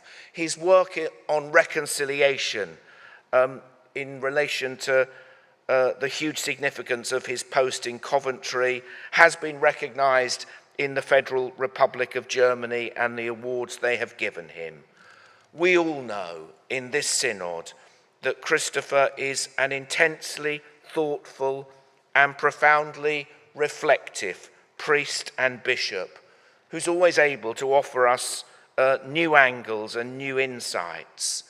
And he's also taken that into the House of Lords, where he's served since 2013, carrying a wide range of briefs, including health and social care and higher education. And in the House of Lords, in the General Synod, in the House of Bishops, and certainly in the Diocese of Coventry, we will all miss his irenic, gentle, and insightful wisdom. He is, for me, the personification of what it means to be a pastoral theologian who brings his considerable learning and great thoughtfulness to the ordinary, everyday things of pastoral ministry. However, while extremely good, at helping us navigate theological complexity, there is a question about his ability to handle technological complexity. Indeed, I was sitting next to him on the famous occasion where he was, I think, the sole person in, I think, the whole of the synod voting against the House of Bishops motion, which he had only just spoken in favour of, by pressing the wrong button. Excuse the pun, Christopher, but in every other walk of life and in your ministry as a bishop and a priest and in all that you have given to the Church of England, you've pressed all the right buttons. And there's a lot more that could be said about each of these persons, but let me just say this one more thing about Christopher, which isn't probably so well known. He's such a great investor in others. And one of those has borne fruit in the way that he pioneered a scheme for interns and research assistants back in 2010. And since then, 3 clergy, 1 social worker, 2 academics, 1 lay chaplain, 3 civil servants, 1 policy analyst, 1 faith coordinator for the West Midlands Police Violence Reduction Unit have all been produced because Christopher believed in these young people and gave them a chance. And in the midst of all this heavy responsibility of ministry, he and his wife Charlotte, who I presume is the woman sitting next to him, I can't, you're in the gloaming and I can't quite see, devoted to their family, devoted to one another, and their home has always been a place of delight and hospitality. Christopher, you're laying down the Coventry crozier, but going to fresh adventures as Dean of Windsor. The General Synod, the Church, the Diocese of Coventry, we thank you.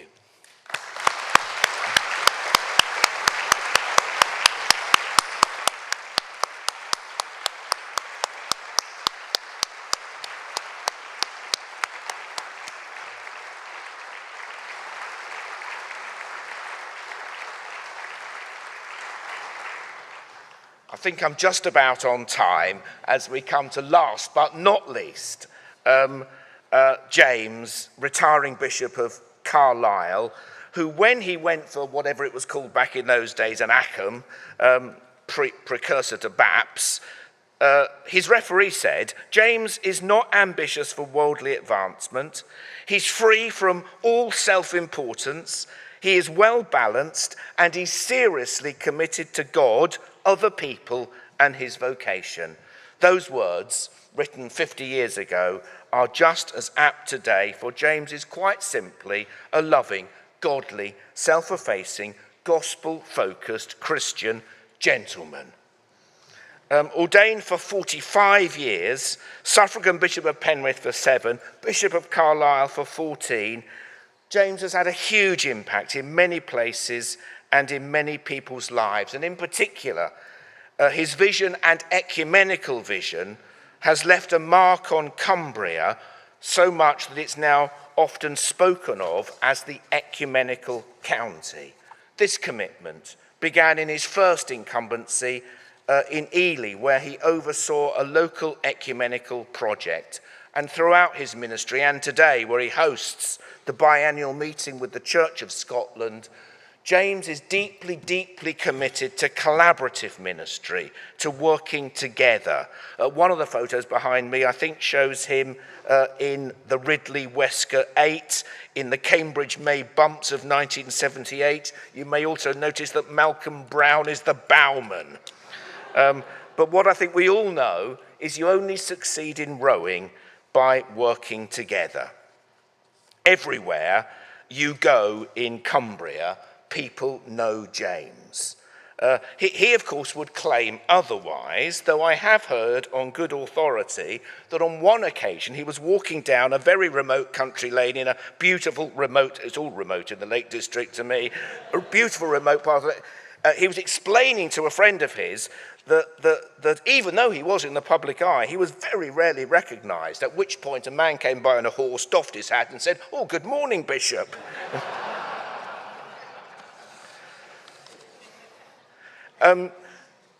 James is also deeply committed to the other responsibilities that come with episcopal ministry. A member of the House of Lords for the last 10 years, he's covered several portfolios, particularly lead bishop on health, where he has been a gentle, persuasive and compelling voice for the Christian faith in Parliament and as here as well. Another good story about James is that how he got the job. It was again Malcolm Brown, there's a connection.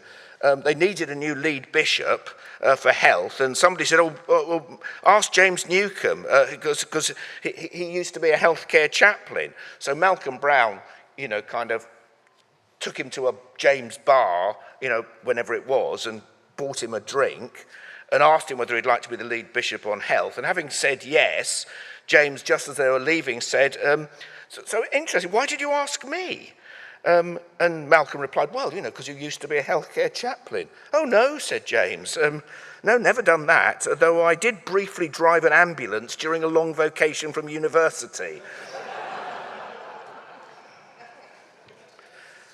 But if you remember, in 2018, the debate on Down syndrome here in the Synod, where James brought into the Synod through a video the voices of people. It was very, very beautiful and shows his spirit. Most intriguing of all, James is the bishop who has the magnificent title Clerk of the Closet. And since 2014, all bishops paying homage to the sovereign have been accompanied by James, myself included. So when I paid homage in 2020, me and James were dressed up like Episcopal ships in full sail, only it was a Zoom conference with Her late Majesty the Queen. She was in Windsor, we were in the Cabinet Office, dressed up to the nines.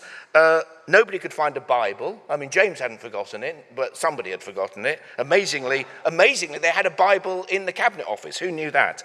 And halfway through, the fire alarm went off. But that's another story. But James puts you at your ease. And I think these qualities are simply because James takes the gospel of Jesus Christ very seriously indeed, but he doesn't take himself too seriously. So whether he's serving the king, or the other week when the two of us were having tea with the King of the Gypsies at the Appleby Fair, James is just James. Being alongside people, demonstrating the love of Christ. Episcopal ministry has its costs, and James, like all the bishops who are retiring, has carried the cost of that. But James, and also please to Alison, we thank you so much for your service to the church. I stayed with them both in Keswick a few weeks ago, where I saw the beautiful, beautiful gardens that Alison has created from scratch. So please pass on to Alison our thanks for all that she's done, and the way, James, that she's kept you fertilised, nurtured, and, where necessary, pruned. As you lay down your crozier later this summer, I'm sure God will open new doors of opportunity for you and for Alison, new gardens to tend. But now, we thank you for your faithfulness and for your witness, because you, like the other brothers we're saying goodbye to this morning, you've shown us what it looks like to follow Jesus, and may God richly bless you in all that lies ahead.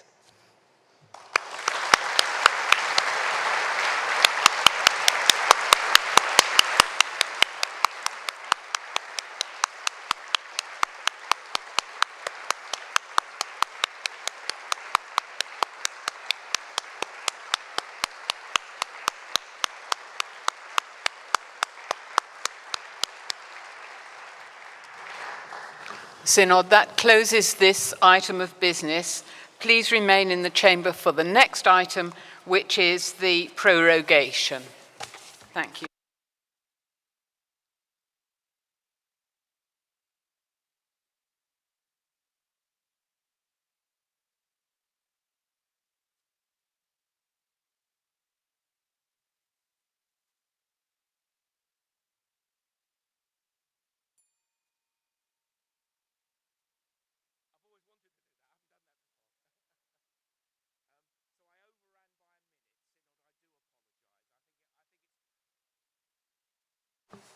Synod, I overran by a minute on the previous item. I do apologise. I think it was you clapping too much.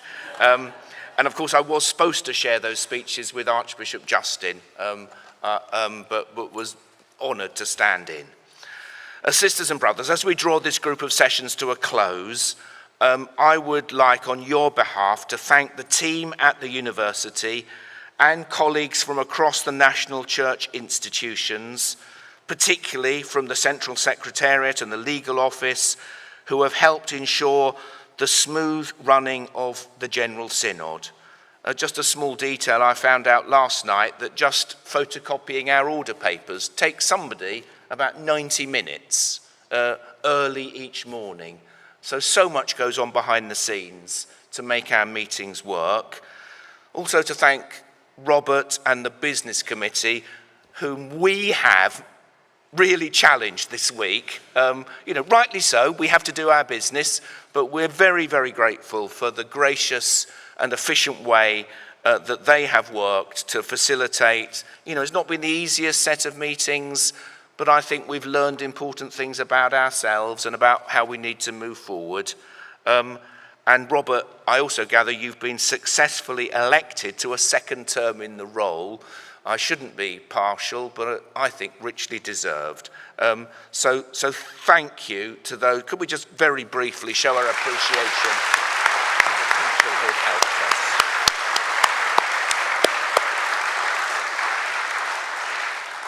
Please could you continue to keep Archbishop Justin and his family in your prayers, as I'm sure you will. Let us keep each other in our prayers, especially those who, for all sorts of reasons, may have been hurt and troubled by all that's happened these past few days. In the name of God, Amen. We, Stephen Jeffrey, by divine providence, Archbishop of York, do now prorogue this synod to and until the 13th day of November next, subject to the powers exercisable by the presidents under the Constitution and the standing orders of the synod. If you're able to, would you please stand?